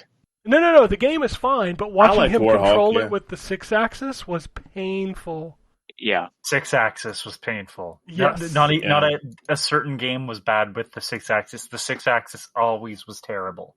Like, I skimmed through that video. You forget that fucking Kaz Hirai was up on stage for like 25 minutes with no games. Wow. Really? 25 minutes talking about the PS5 with no game shown.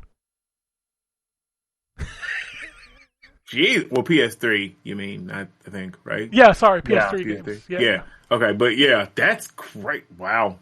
Yeah. I'll have to look that up. It's on YouTube. Yeah, he put it up on YouTube. Like he remastered it in 1080p. So, and that is that. I said I don't remember if you.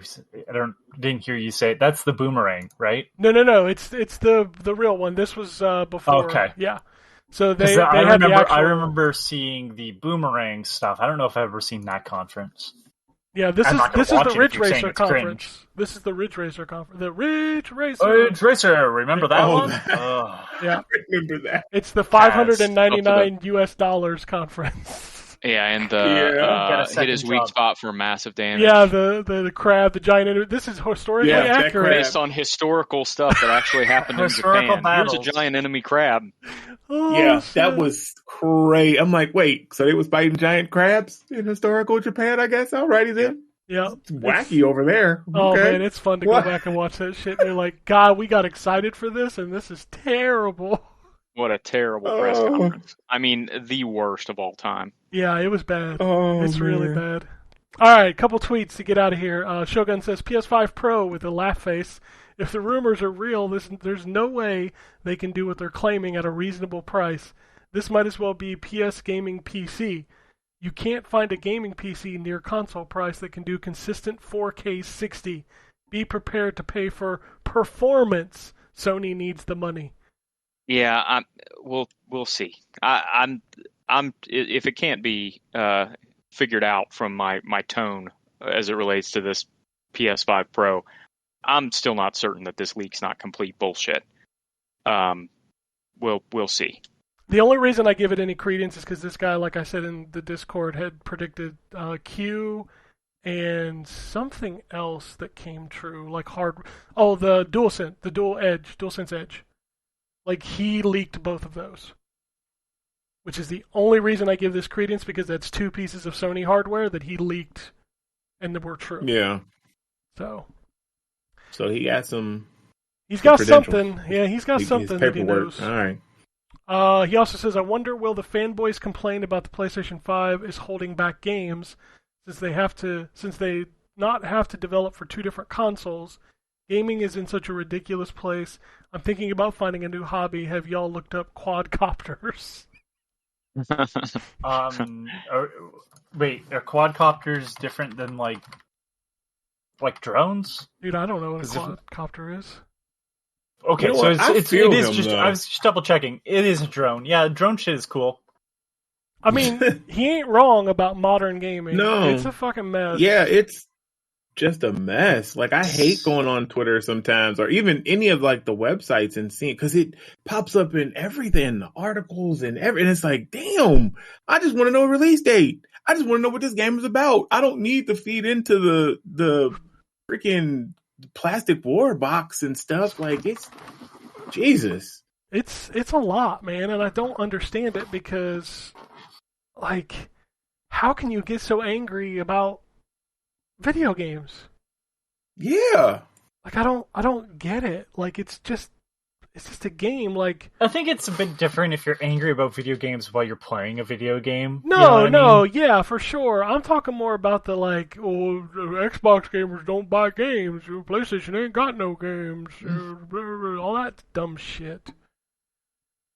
Like, dude, just fucking, like, I was playing Viewfinder, and I'm an Xbox guy. I prefer my Xbox, but I was playing Viewfinder yesterday on my PS5, and you know what? I enjoyed it just fine. Like, traitor. Like, if I were near you, I'd walk over and tear your fucking Xbox badge right off your uniform. Dude, I didn't boot up. You're no longer a unit in this army, you piece of shit. There was like weeks where I didn't turn on my Xbox when Zelda came out. Like, I never turned anything on. I'm kidding, of course. It's a fucking. This is the reason why I just play Nintendo shit. I don't care. Like, to me, like, the Nintendo stuff that people always get upset about, I'm like, eh. Dude, Nintendo... Like, if you think Nintendo's the only one doing this shit, you're wrong. No, obviously that's true, but it's always funny when Nintendo is like the top dog, because then the fanboys get really, like, insufferable. Like, I'm not going to name names, but there's like this fanboy, Nintendo fanboy on Twitter, like, anytime a fighting game is announced, he immediately is like, well, it'll never match Smash. And I'm just like... Is it this one, Ken? Yes, that's the one. I knew it immediately. Dude cannot not talk about something without mentioning Smash. Like, he just... Smash was... Like, dude... Smash is its own thing. Yes. Yes, if you treat it as a fighting game, fine. But that's like comparing, like, Tekken and Street Fighter. They are very different games. But we also don't need to talk about them in the same sentence when it's like, we unveiled a new character for Tekken 8. Well, Smash unveiled 4 characters. Okay! Right. Why can't we both eat good? You know what I mean? Yeah. Like, why we gotta, everything gotta be compared? I just don't care. It's like when a game comes to Game Pass day one, like, that's where I'll play it, because I don't have to pay for it. And people are like, well, you don't buy games. What? I'm gonna say something real shitty, but to the people that say you don't buy games, I can almost guarantee you, as I just unburied myself out of way too much debt from trying to get around depression by buying myself shit, which, by the way, majority of it was video games. I have spent more money on video games than most of the people saying you don't buy video games online. Well, yeah, but Just you're not period. an Xbot. You're not an Xbot, though, so it doesn't count. Fuck them. They can move the goalposts either way. I'll fucking shove it up their ass. I do not care. I've spent more money. Guess what it means? Nothing. It means nothing. It doesn't mean shit. It means fuck all. All right? Like, it's not a fucking... It's not... There's no trophy you get for spending a certain amount of money. It's whatever you do with it, fine. But, like, it doesn't matter. No one gives a shit. No one's like, whoa, man. Dude, I had a guy Cool. yell at me for 5 You're hours such a- because I was telling people to get the Horizon PS4 for $10 less. Oh, I remember that. That was before I quit Twitter. I was like, what? I'm going to spend the extra money and support something. You're going to support Okay, the you- billion-dollar that's company. not the flex you think it is, Like, okay. champ.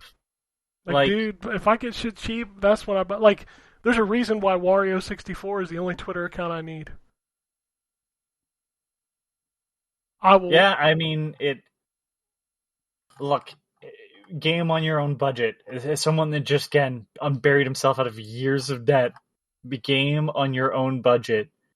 There's games for everybody, and there's different prices for all of them. And if you like, I really want this brand new game. If you can afford it, go for it. That's cool. If you're willing to wait, also cool. Hopefully no one spoils it for you. I hate that that's the thing I have to worry about. For others, because I don't really give a shit about spoilers, but it just, I will never understand that. You don't buy video games. Do you play video games? It's like people that are like, oh, you're not a real gamer because you game on your phone. And I mean, it really depends on what they're playing, because some of that shit gets really intense. Like, yeah, everybody does it different ways. Who gives a shit? Play video games, not consoles. I think that's the tagline, yes. And we should probably wrap this up, B, because we've already lost 2 people. Yeah, it's getting a little long in the tooth, fellas. All right, let's wrap this bitch up. So that's all the tweets. That's all the emails. If you want to email us, podcast@ztgd.com. If you want to follow us on Twitter, we out there. Fuck, I don't even know what Twitter is. Did you see they're changing the name? Oh, they're changing the name. They're changing the name, and the logo. So where we go? Because idiots. Jesus Christ. People would kill for the brand recognition that Twitter has. Yeah, you've got your own tweet. Like, tweet is a thing. They've entered words into the lexicon, and like it's look at what other folks are struggling with skeets and shit.